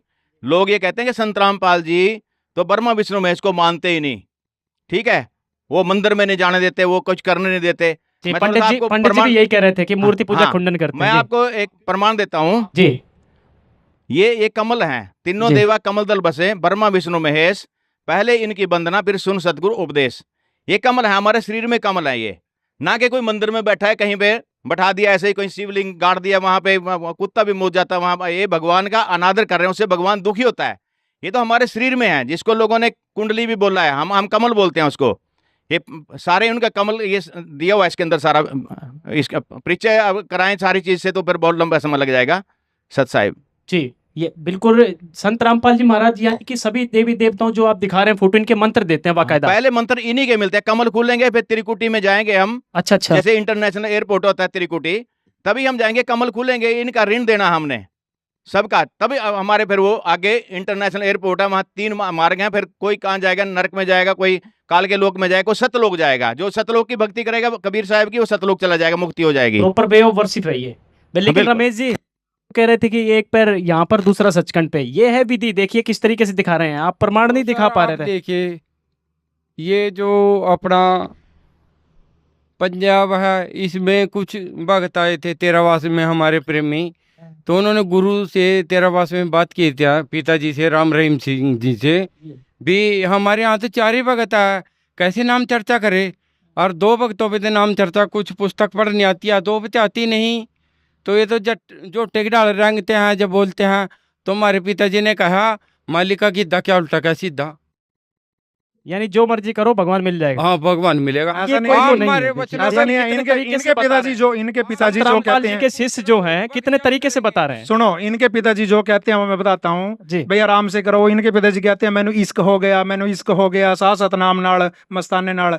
इनके पिताजी तो इन्होंने गाने गुणे सुना के, मिट्टी बातें बना के, उल्टी सीधी बातें बना के ही उलझा के रखते हैं। उसी में खुश हो रहे हैं ये, क्योंकि ये मन की खुराक है। मन तो चाहता है ये गाना, नाचना, देखना, सुनना। ये पहले थोड़ा वो ये कमलों के बाद हमारे गुरुजी सतनाम देते हैं श्वासों का। श्वासा पार्थ भेद हमारा, जो खोजे सो उतरे पारा। श्वास श्वास में नाम ले विरता, श्वास मत खो, ना जाने श्वास का आवन हो के ना हो। फिर सतनाम मिलेगा, 2 मंत्र का है वो। फिर सार नाम मिलेगा, फिर सार शब्द मिलेगा। यानी ये विधि है जी, ये विधि है। और किसी का कोई प्रश्न कोई पूछना चाहेगा? जी बताइए, क्या नाम है जी आपका? सर मेरा नाम पूनम है। सर मेरा एक क्वेश्चन है इन लोगों से कि एक बार मैं अपनी सहेली के यहाँ गई, तो वहाँ ना उनके घर ना एक साधु बैठे हुए थे, तो उनकी पूरी फैमिली ने उनको हाथ दिखाया। तो मैंने भी सोचा क्यों ना मैं भी अपना हाथ दिखा दूं। जैसे मैंने उनको अपना हाथ दिखाया, तो जो भी उन साधु ने मेरे बारे में घटना बताई, वो सारी घटना सत्य सिद्ध हुई। क्या उन साधु संतों को ठीक नहीं मान सकते हम? जी बताइए, आप बताइए। प्रदीप जी कह रही हैं हाथ देखने से लाभ मिला है। क्या वो संत नहीं है हाथ दिखा जो देखते हैं? नहीं है सर, संत बिल्कुल भी नहीं। आप देखने कार संत का तो कोई मैच ही नहीं करता। क्यों? संत वो होता है जो शास्त्रानुसार भक्ति करा के आत्म कल्याण की बात करता है, मोक्ष की बात करता है और सर्व सुख देने की बात करता है। बहन जी ने हाथ दिखा दिया कि मेरा यह नुकसान होगा, मेरा टांग टूटेगी, मेरी भैंस मरेगी, वो नुकसान बचा थोड़ी है उनका। हाथ दिखाने से वो नुकसान टल गया और फिर तो माने भाई कुछ फायदा हुआ, इन्होंने हाथ दिखाया था और भैंस मरने से बच गई। उसने बता दिया और इनका नुकसान हो गया, उससे क्या लाभ मिला इनको, बल्कि और टेंशन बढ़ गई। जिस दिन होना था वो तो होना ही था, 1 महीना पहले पता लग गया, 1 महीना वैसे टेंशन बढ़ गई इनकी। संत रामपाल जी महाराज जी के यहाँ नाम लेने से ऐसी आपदाएं तो फ्री में टल जाती हैं, पता भी नहीं लगता भगत को कि हमारा कोई नुकसान होना था, वो ऐसे ही निकल जाती हैं। मेरा एक प्रश्न ये है, जैसे निरंकारी वाला भी प्रश्न उठा था निरंकारी पंथ से, ऐसे बहुत सारे धर्मगुरु हैं, निरंकारी हैं जो बाल योगेश्वर वाले भी हैं। वो कहते हैं कि अगर आपको कोई रोग लग जाता है तो अगर डॉक्टर कहता है कि जी प्रोटीन की जरूरत तो अंडा खा लीजिए, मांस खा लीजिए, यानी रोग नाश करने के लिए अगर कोई मांस खाना पड़ जाए तो वो संत कहते हैं खा सकते हैं। क्या संत रामपाल जी भी कोई ऐसा आदेश देते हैं? संत रामपाल जी ऐसा कोई आदेश नहीं देते जी, क्योंकि संत रामपाल जी महाराज की भक्ति विधि है जो शास्त्र अनुसार है और सच्ची भक्ति विधि है। संत रामपाल जी महाराज तो ये कॉन्फिडेंस देते हैं कि मेरे से नाम लो, आपके रोग मैं ही नाश कर दूंगा, इस भक्ति से नाश हो जाएंगे, अंडा मांस खाने की जरूरत ही नहीं। और ये रोग में नहीं है तो वैसे भी कहते हैं अंडा मांस खा लो कुछ नहीं होता। ये धन धन सतगुरु वाले खड़े हैं यहाँ पे, ये क्या नाम है इनका, रमेश कह रहे थे आप, जी जी राम कुमार जी, ये बीड़ियां पीते हैं, सुट्टे मारते हैं, आगे पिताजी की फोटो पीछे पवर रख लेते हैं। इनको तो बिना रोग के भी खाने पीने की छूट है जी, रोग की तो बात छोड़ दो आप। और निरंकारी वाले भी कहते हैं आप विदेश गए हो, कहीं खाना नहीं मिलता, आप मांस खा लेते हो, इनको भगवान पे भरोसा नहीं है। क्या भगवान अपने भगत को भूखा मरने देगा, या क्या वो बीमारी नहीं ठीक करेगा? क्या जब इनसे कोई लाभ ही नहीं मिल रहा तो क्यों चिमड़ रहे हो, इनको छोड़ दो। संत रामपाल जी महाराज सही भक्ति बता रहे हैं और सभी सुख दे रहे हैं। जी जी बोलिए सर। मेरा सवाल ये है कि जो ऐसे इलाके हैं जहाँ पे पेड़ पौधे वनस्पति है नहीं, जैसे मतलब कि समुद्र के पास लोग मच्छी खाते हैं वहाँ और उसके अलावा कुछ है नहीं, तो वहाँ क्या करेंगे संत रामपाल जी महाराज? करेंगे वहाँ क्यों क्या नहीं, करेंगे? इसका जवाब देता हूँ। बिल्कुल सही बात है। संत रामपाल जी महाराज ही सब कुछ करेंगे। बाइबल में प्रमाण है, परमात्मा ने 6 दिन में सृष्टि रची और 7वें दिन विश्राम किया और सिर्फ खाने के लिए बीज वाले फल पेड़ पौधे ही खाने के लिए दिए। उस समय कोई मांस, शेर को भी मांस खाने का प्रावधान नहीं था उस समय में। राजा अम्बरीश के समय देख लो आप, बकरी और शेर एक जगह पे पानी पीते थे, शेर भी मांस नहीं खाते थे। वो तो सतयुग का माहौल था। संत रामपाल जी महाराज तो पूर्ण परमात्मा की भक्ति बताते हैं। चाहे आप जंगल में बैठ जाओ, मलूकदास जी की कथा सुनी होगी आपने, संत रामपाल जी का सत्संग सुन लेना। वो पेड़ पे चढ़ के बैठ गए थे कि देखता हूँ मेरे को आज कौन खाना खिलाएगा, तो परमात्मा तो मार मार के खाना खिलवा देते हैं। आप जाके तो देखो बालाजी वाले, एक बार आप कहीं बैठ के देखो परमात्मा फिर करते हैं कैसे दया। कहने का तात्पर्य जहाँ पर अनाज नहीं होता, जैसे पहाड़ी इलाका हो गया, वहाँ पे कुछ लोग मांस का सहारा लेते हैं, क्या वहाँ सर अनाज पैदा हो जाएगा? संत सर एक रामपाल बात जी सुनो महाराज आप, जी की वहाँ दया पे से। अनाज क्यों नहीं होता? क्योंकि भक्तिहीन हो गए लोग, शास्त्र अनुसार साधना नहीं कर रहे, सत्कर्म नहीं कर सर रहे। कहीं उपजाऊ जमीन नहीं होती ना, क्या संत रामपाल जी भक्ति वहाँ कर देंगे ऐसा काम? बिल्कुल कर देंगे जी। शास्त्र अनुसार भक्ति करोगे तो सत्युग जैसा माहौल होएगा, वातावरण शुद्ध होएगा, जमीनें उपजाऊ हो जाएंगी, असमय ना बारिश होगी, समय पे सारा कुछ होएगा, असमय ना बाढ़ आएगी, ना असमय सूखा पड़ेगा, समय पे सारा कुछ होएगा तो खेत खलियान हरियाली सब कुछ भर जाएगी। जी और कोई जी बताइए क्या कहना हो सकता है जी, हो सकता है जी। 2 मिनट जी, हाँ बताइए क्या नाम है? सर मंजू है। सर मैं सभी गुरुओं को मानती हूँ, सभी कुछ ना कुछ अच्छा ही बताते हैं, किस भी दिशा में चले जाओ मंजिल तो मिल ही जाएगी। यानी जो यहाँ पर बहस चल रही है आप सबको मान रहे हैं, चाहे कोई भी संत हो? Yes sir.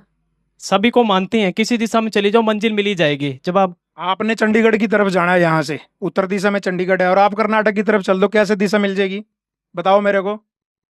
आप तो भ्रमित हो जाओगे, वहाँ 1 महीना 10 दिन घूम फिर के कहोगे मेरे को तो पागल बना दिया। जो ये अन्य संत हैं, दिशा कैसे मिलेगी? देखो शास्त्र हमारी दिशा है, शास्त्र हमारा मैप है सतलोक में जाने का, भक्ति करने का। अब आप शास्त्र अनुसार नहीं करोगे तो कैसे दिशा मिल जाएगी?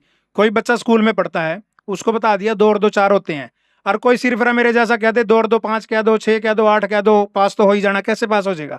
पास तो जब ही होगा ना करेक्ट आंसर दे के आएगा। जी बोलिए पुरुषोत्तम। भगवान का भी एक संविधान है, जैसे देश का संविधान है, भगवान का भी एक संविधान है। जो 4 ये वेद हैं, 6 शास्त्र, 18 पुराण, बाइबल, कुरान, गुरु ग्रंथ साहिब, सब में उसका प्रमाण है कैसे भक्ति करें। जो गुरु सिलेबस से बाहर भक्ति करा रहा है, मतलब ये जो अपना सिलेबस हो गया, परमात्मा का सिलेबस हो गया सारे वेद, और जैसे बच्चा स्कूल में जाता है, वो टीचर को सिलेबस से बाहर पढ़ाता है, क्या वो बच्चा पास हो जाएगा? ये बेचारे देखा देखी गुरु शिष्य बन गए, किया ना तत्व विचारा, और गुरु शिष्य दोनों के सिर पर काल ठोकेगा पंजारा। अब इसका इतना ही इशारा काफी है कि काल उसको ले जाएगा। काल क्या है आपको फिर बताएंगे। सत साहिब जी क्या पूछना चाह रहे हैं आप? क्या नाम है आपका? जी बताइए। मैं पूछना चाहती हूँ, मैं काफ़ी देर से देख रही हूँ कि यहाँ पर चर्चा चली हुई है, सभी अपने अपने गुरुओं का पूर्ण संत बता रहे हैं। तो मैं इनसे एक क्वेश्चन करना चाहूँगी कि अगर वो पूर्ण संत हैं तो अपने साथ वो गनमैन क्यों रखते हैं? अगर वो पूर्ण संत हैं तो वो अपनी सिक्योरिटी भी नहीं रख पाते। तो मैं इनसे पूछना चाहूँगी कि वो कैसे पूर्ण संत हैं? आप जी बताइए, पूर्ण संत हैं तो गनमैन क्यों रखते हैं? बिल्कुल, बहुत अच्छा प्रश्न है। क्यों संत रख मैं अपना जवाब देने से पहले इस बहन से एक प्रश्न पूछना चाहती हूँ कि आप कौन से भगवान की भक्ति करती हैं? शिव भगवान की पूजा करती हूँ। शिव जी की करते हैं। अगर आप शिव जी भगवान की पूजा करती हैं तो आपने देखा होगा कि उनके हाथ में त्रिशूल है, ठीक है। इसी प्रकार से विष्णु भगवान जी हैं, उनके हाथ में जो है वो चक्र है, और जो शेरावाली माता है उसकी 8 भुजाओं में कोई ना कोई जो है वो हथियार है, यानी कि सुदर्शन चक्र है, गदा है, शंख है। इसी प्रकार से जो संत रामपाल जी महाराज जी हैं, इसी प्रकार से जो संत रामपाल जी महाराज जी हैं, उन्होंने अपनी सुरक्षा के लिए सिक्योरिटी गार्ड रखे हुए हैं। और भारत एक लोकतांत्रिक देश है, इसमें हर एक व्यक्ति को अपनी सुरक्षा करने का अधिकार है। तो इसी के नाते क्या संत रामपाल जी महाराज जी एक संत अपनी सुरक्षा के लिए सिक्योरिटी गार्ड नहीं रख सकते? और दूसरी बात, संत रामपाल जी महाराज जी ने जो सिक्योरिटी गार्ड रखे हैं वो अपनी सुरक्षा के लिए रखे हैं, ना कि किसी को नुकसान पहुंचाने के लिए या किसी को मरवाने के लिए। जी, सुरक्षा के लिए रखे हुए हैं। पुरुषोत्तम दास जी कुछ कहना चाह रहे हैं, इसका और कोई विस्तार से बताइए, क्या जवाब है? साहब जी, हमारे गुरुदेव जी सभी पंथों के बारे बोलते हैं। आप सभी को पता है कि सबकी दो तिही दो कदर की गुरुजियों ने। तो वहाँ पर कोई आदमी गलत ना बोल जाए, गलत कोई ऐसा हरकत ना करे, गुरु जी का तो कुछ नहीं होगा, वो तो परमात्मा है हमारे गुरुदेव जी, तो उसको पाप जरूर लग जाएंगे। तो जहाँ माल खजाना होता है तो वहाँ फिर सुरक्षा भी होती है। सत साहिब। ठीक है, और कोई प्रश्न? जी बोलिए, आपका क्या है? मेरा नाम सुनीता भाई।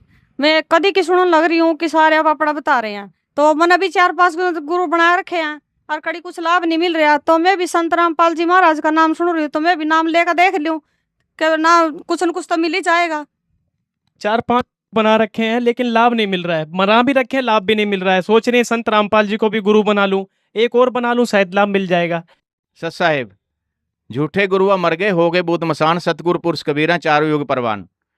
जब तक गुरु बदलो 10 पाचा, तब तक गुरु मिले ना साचा। मैंने भी 4 गुरु बदले हुए हैं।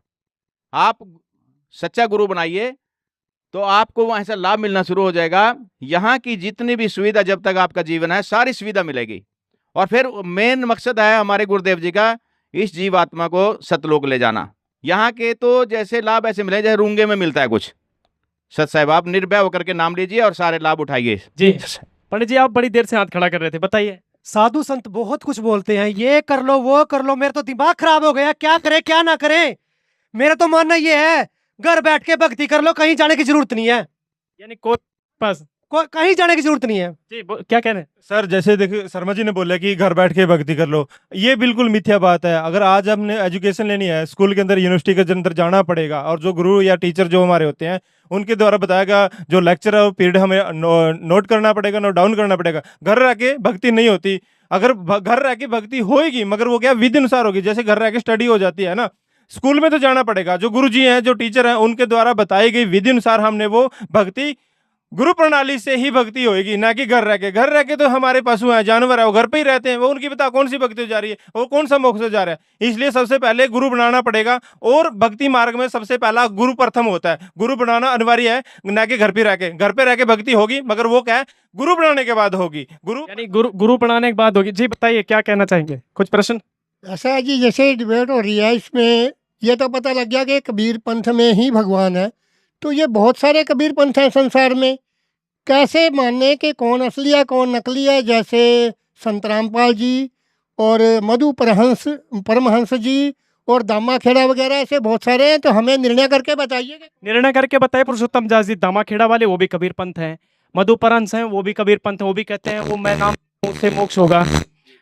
संत रामपाल जी कहते हैं मेरे से नाम ले लो, मैं मोक्ष करूंगा। तो कौन सा असली कबीर पंथ है? जी, हम बहुत छोटे थे, जब शायद मैं 12-13 साल का ही था, तब मेरे पिताजी पहले कबीरपंथी थे, और उन्होंने मेरा भी गले में एक मणिये की कंठी बंधवा दी, और भी तेरे को भी नाम मिल गया, तू भी अब शिष्य बन गया, गुरु वाला हो गया। ठीक है, नुगरे का बताते हैं, पानी भी नहीं पीना चाहिए। और मेरे पिताजी को जितना ज्ञान था उस हिसाब से मेरे को समझाया, मेरे को नहीं पूरे परिवार को। घर में हमारे सत्संग होता था, चौका आरती होती थी। हम कांसी जो लहर तारा तालाब में जो कबीर साहब प्रकट हुए थे, वहाँ पे जो उनका स्थान बना हुआ है, वहाँ से हम जुड़े हुए थे। मेरे पिताजी 3 पीढ़ी से हम कबीरपंथी थे। ऐसे और भी अन्य पूरे मतलब हिंदुस्तान में और मॉरिशस में भी बहुत कबीरपंथी हैं। कम से कम 20 करोड़ कबीरपंथी है जो कबीर साहब को मानते हैं, लेकिन उनको ज्ञान पूर्ण नहीं है, विधि पता नहीं है। बस देखा देखी गुरु शिष्य बन के किया ना तत्व विचारा, और गुरु शिष्य दोनों के सिर पे काल ठोके पंजारा। अब मैंने जब कबीर साहब का बचपन से जैसे नाम लिया, पता तो मेरे कुछ था ही नहीं, नाम का गुरु बना लिया। सबके साथ ऐसे ही हो रही है। और उसके बाद मैंने सोचा भी, मेरे को नहीं लगता वो हमारा जो गुरु था उसने भी शिवलिंग लगा दिया। मैंने उसे बहस कर ली, मैं क्या ये क्यों लगा दिया आपने? कबीर साहब तो मूर्ति पूजा खंडन करते हैं। तो कहता ये अब कोई आता नहीं यहाँ पर, इसलिए फिर लोग आने लगेंगे, थोड़ा हमारा पेट पूजा चलेगा। मैं क्या भाई ये तो नकली है। तो मैंने गुरु ढूंढना शुरू करा। पहले ब्रह्म कुमारी वालों पे मैं गया, फिर ठाकुर जी जो हैं ये 5 नाम देते हैं जो, उनसे भी 5 नाम लिए मैंने। एक ये सोहम मंत्र को तोड़ के देते हैं, वो दो हिस्से बना देते हैं उसको, अनंतपुर गद्दी है उनकी, उनसे नाम लिया। मतलब कहने का मतलब 4 गुरु मैंने बदले। तो ये जो कबीर साहब का जो मार्ग है, उन्होंने सुनियोजित समय आज का बता भी रखा है। संवत 1774 होई ता दिन प्रेम प्रगटे चक सोई, साखी हमारी लिजी समझावे, असंख्य जन्म ठौर न पावे, 12 पंथ हमी को ध्यावे, अस्थिर घर का मर्म न पावे, 12वें पंथ में हम ही चले आवे, और सभी पंथ मिटा के एक पंथ चलावे। अब पढ़ा लिखा समाज है, सब अपने शास्त्रों को उठा के देख लेंगे। और दादू जी ने क्या कहा, जिन मुझको निज नाम दिया सोई सतगुरु हमार, दादू दूसरा कोई नहीं कबीर सर्जनहार, जो शरण कबीर के तर गए अंता पार, दादू गुण कीता कहत न आप आवे पार, कोई निर्गुण मरीज रहा है, कोई सरगुण ठहराए, दादू गति कबीर की मोह से कहीं ना जाए। ऐसे ही सभी संतों, 1 दर्जन संत तो ऐसे हैं, गरीबदास जी महाराज, धर्मदास जी महाराज, मलूकदास जी महाराज, घीसा संत जी महाराज, दादू जी महाराज, सब ने अपनी वाणी में पूरा प्रमाण कर रखा है कि कबीर साहेब परमात्मा है।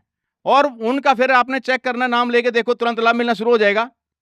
कहीं से किसी को कैंसर का रोग भी है, कोई भयानक रोग से ग्रसित है, बीमारी से, आप यहां से नाम लीजिए, आपको पता लग जाएगा वो पूर्ण परमात्मा कबीर साहब क्या शक्ति है। हमारे गुरुदेव जी उन्हीं के बारे में तो बता रहे हैं जो ज्ञान छुपा हुआ था, किसी को नहीं पता। कितने मठ हैं बने हुए बाहर कबीर साहब के नाम पे, बहुत जमीनें उनके नाम है, सब सिर्फ यहाँ तक सीमित हो गए कि अपना पेट पूजा चल रहा है, बस अपना टाइम पास कर रहे हैं। संत रामपाल जी कबीर दास जी को यानी कबीर जी को एक पूर्ण परमात्मा मानते हैं।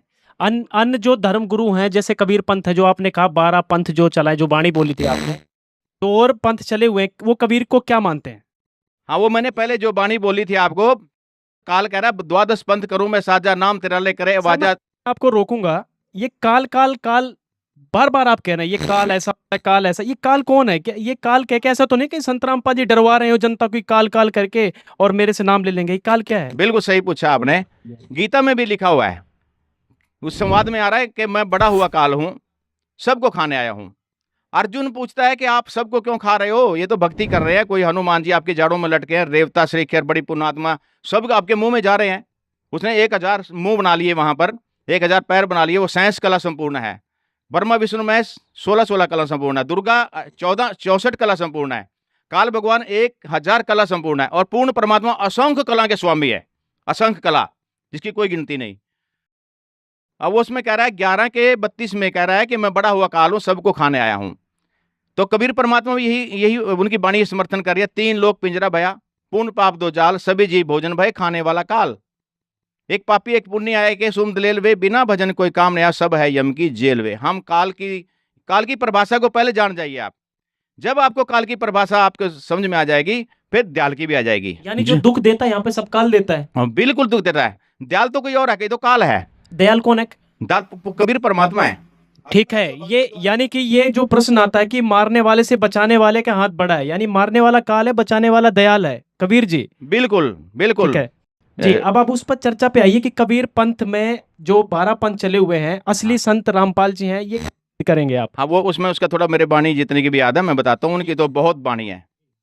12 पंथ करूँ मैं साजा, नाम तेरा ले करे आवाजा, 12 पंथ से नाम जो ले मेरे मुख में आन समोई। जैसे गीता ज्ञान में सब कह रहे हैं अभी जिसके जो पूर्ण परमात्मा की भक्ति नहीं करते, मोक्षदायक भक्ति जिसके पास नहीं है, वो तो मेरा ही ग्रास बनेंगे।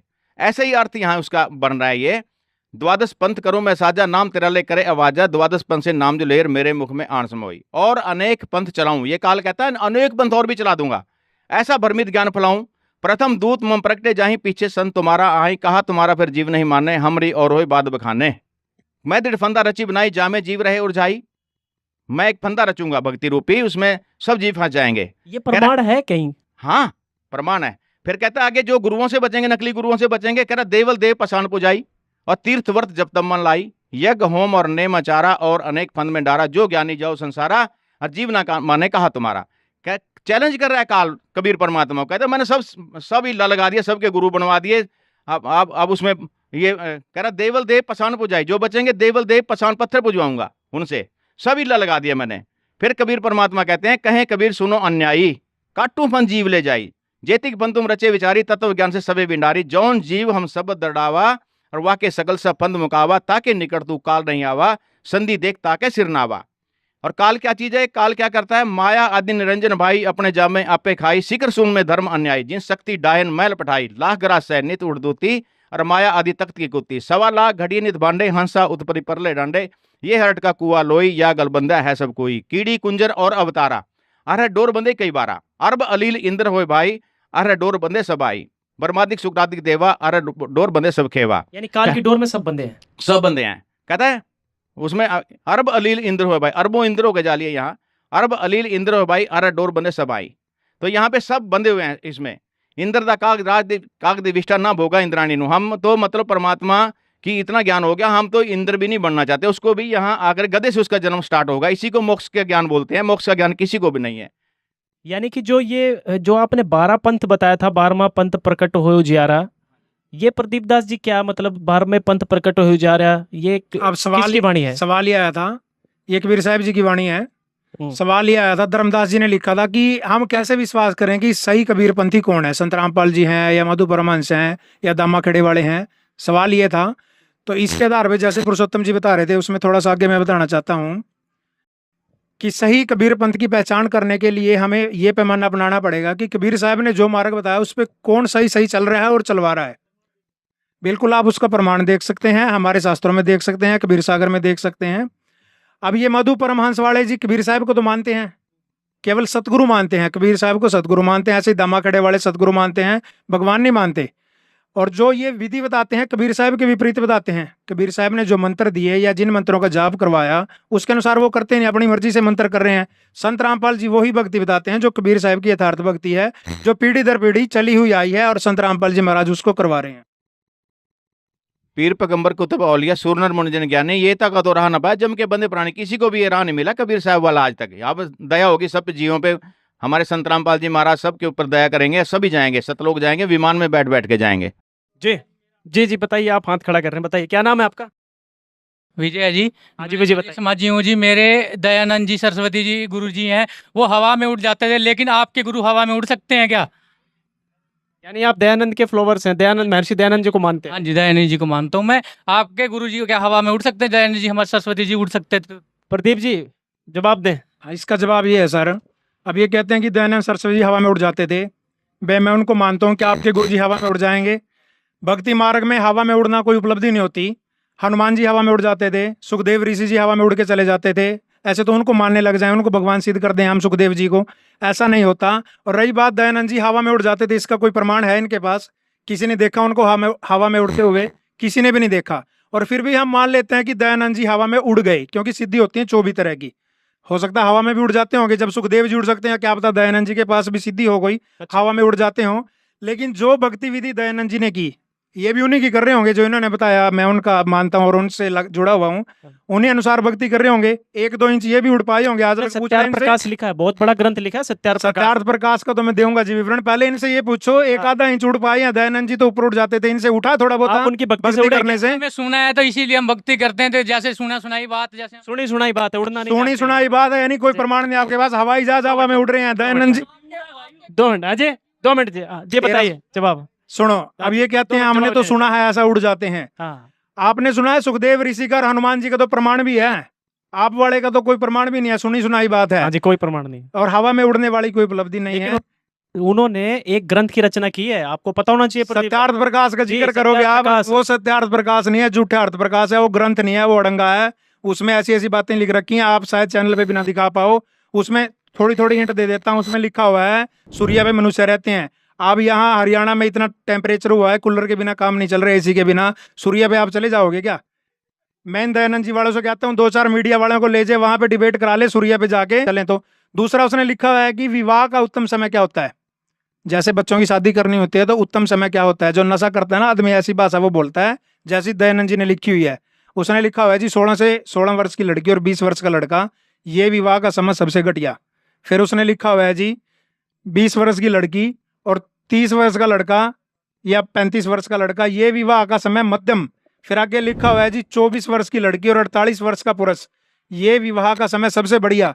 यानी 24 की लड़की का 48 के पुरुष के साथ विवाह करवाने की नसीहत दे रहे हैं दयानंद जी। क्या ऐसा संभव हो सकता है? 48 साल में तो आदमी वैसे ही बूढ़ा हो जाता है, और 24 साल की तो उसकी बच्ची के समान होती है। जी बिल्कुल। और दयानंद जी ने ये लिख रखा है उसमें सत्यार्थ प्रकाश में, जिसका डोल पीटते हैं, ये हवा में उड़ के लिखा होगा उसने। भाई सही सलामत आदमी तो ऐसा लिख नहीं सकता, नशे में लिख सकता है या हवा में उड़ के लिख सकता है। सही कह रहे हैं, उड़ जाता होगा हवा में, क्या पता क्या क्या करता होगा। वो बांग वो पीता था, नशे वो करता था, उसके कितने प्रमाण है जी, सारे देख सकते हैं आप। नशा भी करते थे, नशा भांग पीते थे, वो भांग पीने के बाद जब नशा चढ़ जाता था फिर दही पीते थे, इसका असर कम हो जाए।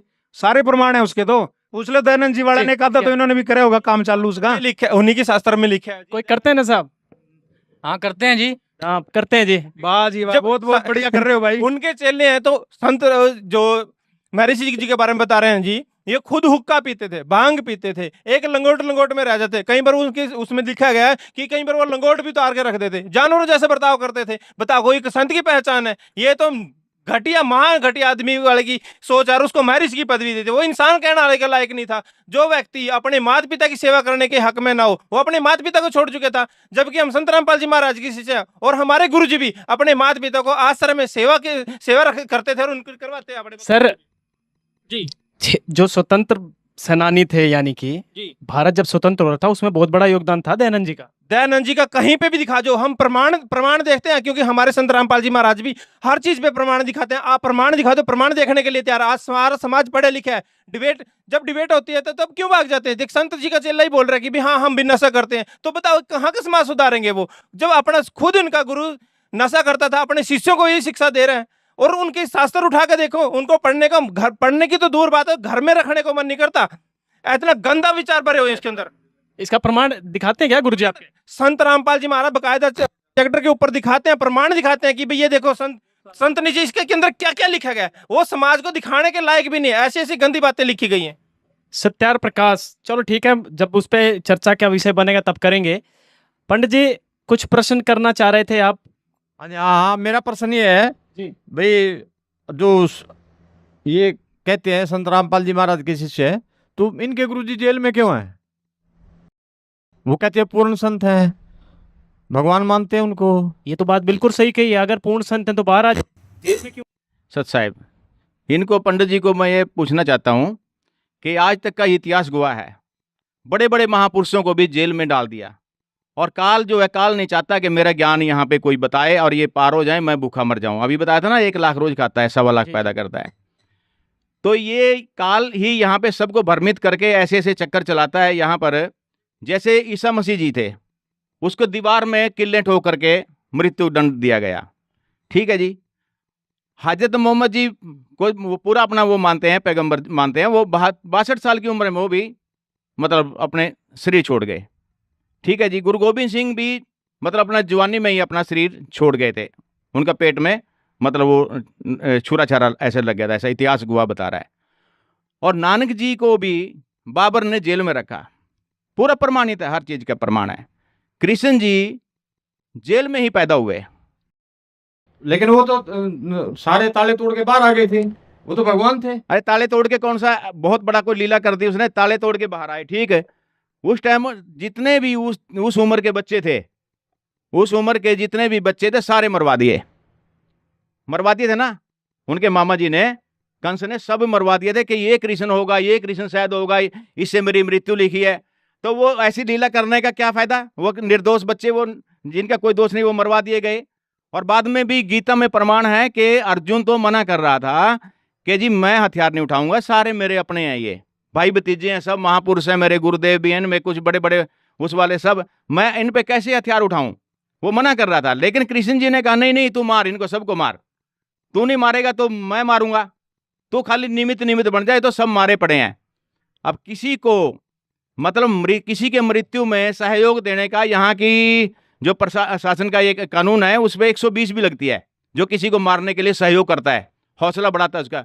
तो वहां पर आप इस चीज को, हमारे को जिन्हें कोई मरवाया, कोई नहीं मरवाया, वो तो अंदर बैठे हैं, जैसे जेल आज तक छुट्टी भी नहीं ली और आराम से वहां भक्ति अंदर ही कर रहे हैं, और अंदर से ही बैठे बैठे पुस्तकें लिख रहे हैं, ज्ञान लिख रहे हैं। मुसलमानों को नहीं ज्ञान कुरान, ये पुस्तक लिखी, हिंदू साहिबान को नहीं गीता वेद पुराण का ज्ञान, ये पुस्तक लिखी। तो वो बाहर क्यों नहीं आ जाते? वो भी बाहर आके दिखाएं। ये भी एक लीला है, ये भी एक लीला है। रामचंद्र जी अगर वनवास में नहीं जाते तो इतिहास नहीं बनता, इतिहास नहीं बनता।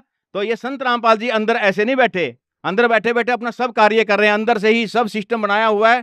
11 आश्रम हमारे बन गए हैं, सभी को नाम दीक्षा देने के लिए 500 से भी ज्यादा नामदान केंद्र हैं, सब सिस्टम चल रहा है, सबको लाभ मिल रहा है। वो अपनी लीला कर रहे हैं, ठीक है। समय आने पर वो आपको दिखा देंगे वो क्या चीज है। बहुत बड़ा एक धमाका होगा इस चीज का भी। जो संत रामपाल जाएंगे गांव के गांव उठ के आएंगे, टोल के टोल उठ के आएंगे उनके चरणों में।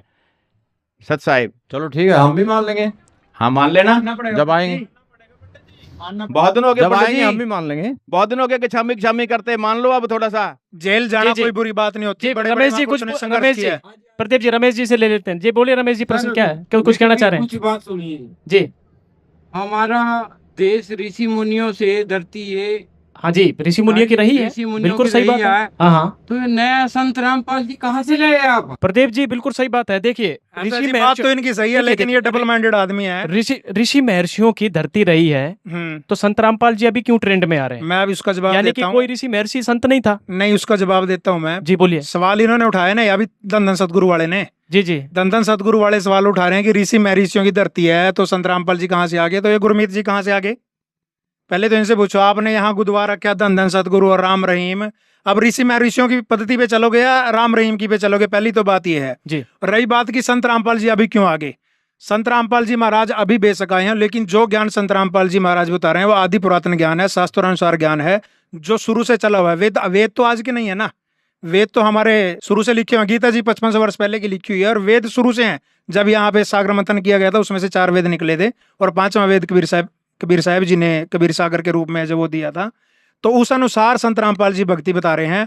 आज तक ऋषि महर्षियों ने या अन्य संतों ने, बाबाओं ने वो भक्ति हमें नहीं बताई।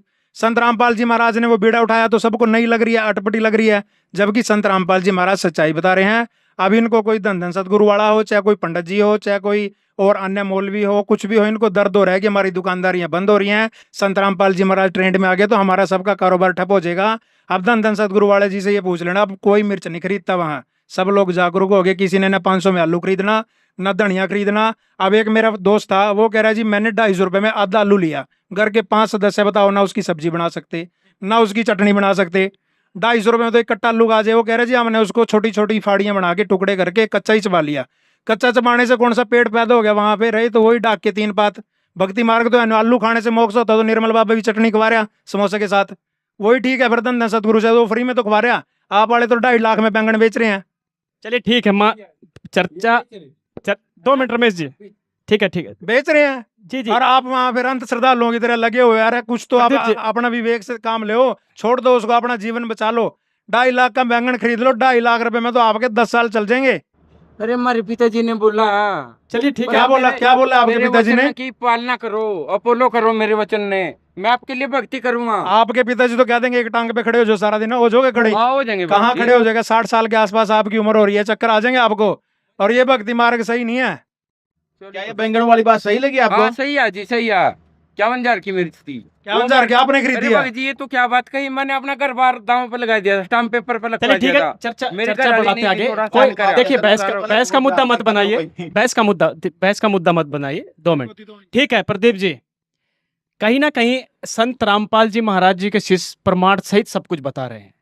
बहुत लोग बैठे हैं यहाँ पर, जनता जनार्दन बैठी हुई है, लेकिन जो सटीक जवाब दिए हैं संत रामपाल जी महाराज जी के शिष्यों ने, कहीं ना कहीं ये नजर आ रहा है कि संत रामपाल जी महाराज पूर्ण संत है। लेकिन सबसे आखिरी सवाल जनता का भी है और मेरा भी है, तत्वदर्शी संत की क्या पहचान है? संत रामपाल जी कहते हैं मैं ही पूर्ण संत हूँ, बहुत सारी वीडियो में कहा है। यहाँ पर बहुत संत रामपाल जी के शिष्य भी, आप लोग भी हैं, वो भी कहते हैं कि हमारे गुरुजी पूरे हैं, बाकी सब अधूरे हैं। क्या प्रमाण है संत रामपाल जी महाराज पूर्ण संत हैं? कोई बताना चाहेगा क्या प्रमाण है? जी बताइए, प्रमाण के सहित बताइए। तत्वदर्शी संत रामपाल जी। सतगुरु के लक्षण कहूँ मदरे बैन विरोध, 4 वेद 6 शास्त्र, कह 18 बोध। और एक और वाणी आती है कबीर साहिब की, जैसे कि सतगुरु के लक्षण 4 बखाना, प्रथम वेद शास्त्र का ज्ञाना, दूजे हरि भक्ति मन कर्म बानी, तीजे समदृष्टि कर जाने, चौथे वेद विधि सब कर्मा, चारों गुण युग जानो मर्मा। पहली वाणी का क्या अर्थ है? पहली वाणी जो पूर्ण संत होगा वो वेद शास्त्रों अनुसार ही विधि भक्ति बताएगा, है ना। और यहाँ पर 4 ये बता रखे हैं, इसका क्या मतलब है कि सतगुरु के लक्षण 4 बखाना, प्रथम वेद शास्त्र, ठीक है, वो शास्त्र के अनुसार भक्ति बताते हैं। दूसरा क्या है? दूजे संत रामपाल जी महाराज जो स्वयं भक्ति करते हैं वही भक्ति अपने शिष्यों से करवाते हैं। और तीजा समदृष्टि, संत रामपाल जी महाराज के आश्रम में कोई वीआईपी कल्चर नहीं है, सभी एक समान दृष्टि से देखे जाते हैं। संत रामपाल जी महाराज के जो परम घर के सदस्य हैं वो भी एक आम जन साधारण की तरह लाइन में बैठ के भोजन भंडारा ग्रहण करते हैं। जन साधारण की तरह सभी को ट्रीट किया जाता है, कोई वीआईपी कल्चर नहीं है, सभी को एक समान दृष्टि से देखा जाता है। और चौथी बात आती है कि वेद अनुसार संत रामपाल जी महाराज सभी धर्म ग्रंथों को, वेद शास्त्रों को खोल खोल के दिखाते हैं और वेदोनुसार ही सदभक्ति करवाते हैं। वेदोनुसार सदभक्ति करवाते हैं। जी बताइए, ये बताइए कि वेद शास्त्रों के अनुसार भक्ति करवाते हैं। देखिए, सबसे पहला प्रमाण मैं देना चाहूंगी ग्रंथ साहिब के अनुसार। ग्रंथ साहिब में लिखा है कि सोए गुरु पूरा कहावे, 2 अक्षर का भेद बतावे, एक छुड़ावे एक लंघावे, तो प्राणी निज घर को जावे। कि वो गुरु पूरा है जो 2 अक्षर का भेद बताता है।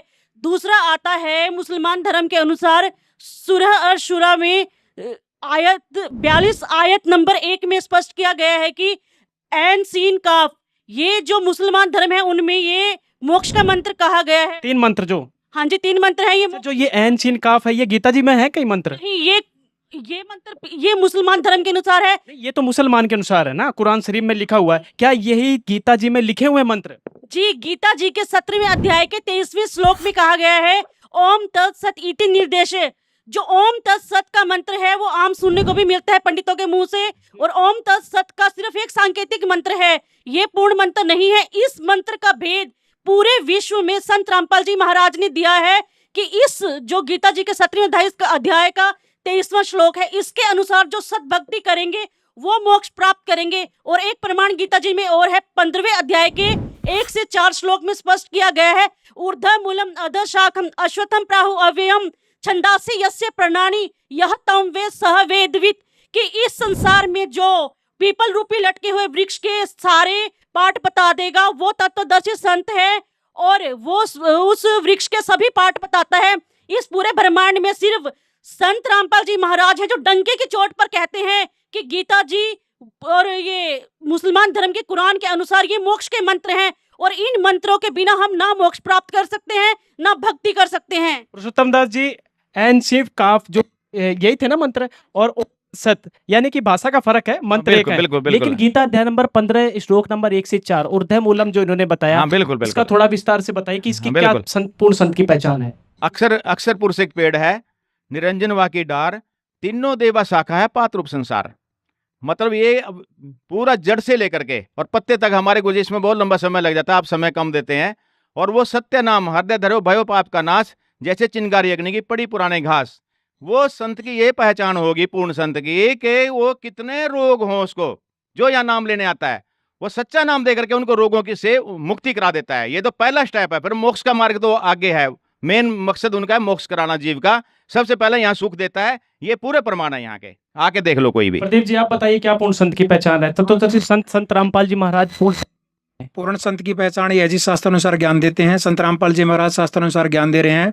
और कबीर साहब जी ने जब गरीबदास जी को मिले थे बोला था, जो मम संत सत उपदेश दृढ़ावे वाके संग सब राड़ बढ़ावे, या मम संत महंतन की वर्णी गरीबदास में तो से कहनी।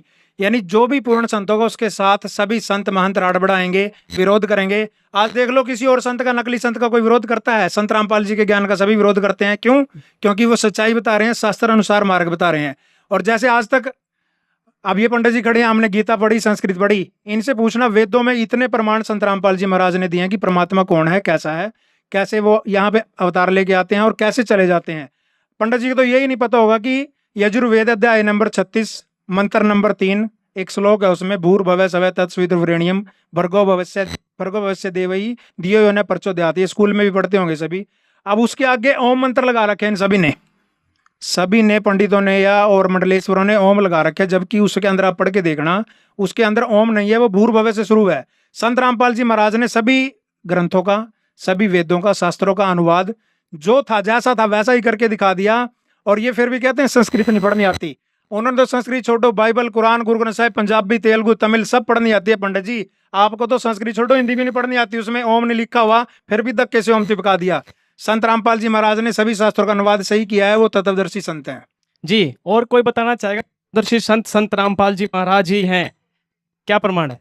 तत्वदर्शी संत रामपाल जी महाराज है, इसमें कोई दो राय नहीं है। क्योंकि पूर्ण संत की पहचान प्रथम तो ये होती है कि जिसको पूर्ण ज्ञान है सभी वेदों का, सभी शास्त्रों का, सभी पुराणों का। और संत रामपाल जी महाराज जी पूरे वर्ल्ड में एक ऐसे संत हैं जिनको वेदों, पुराणों और शास्त्रों का ज्ञान है।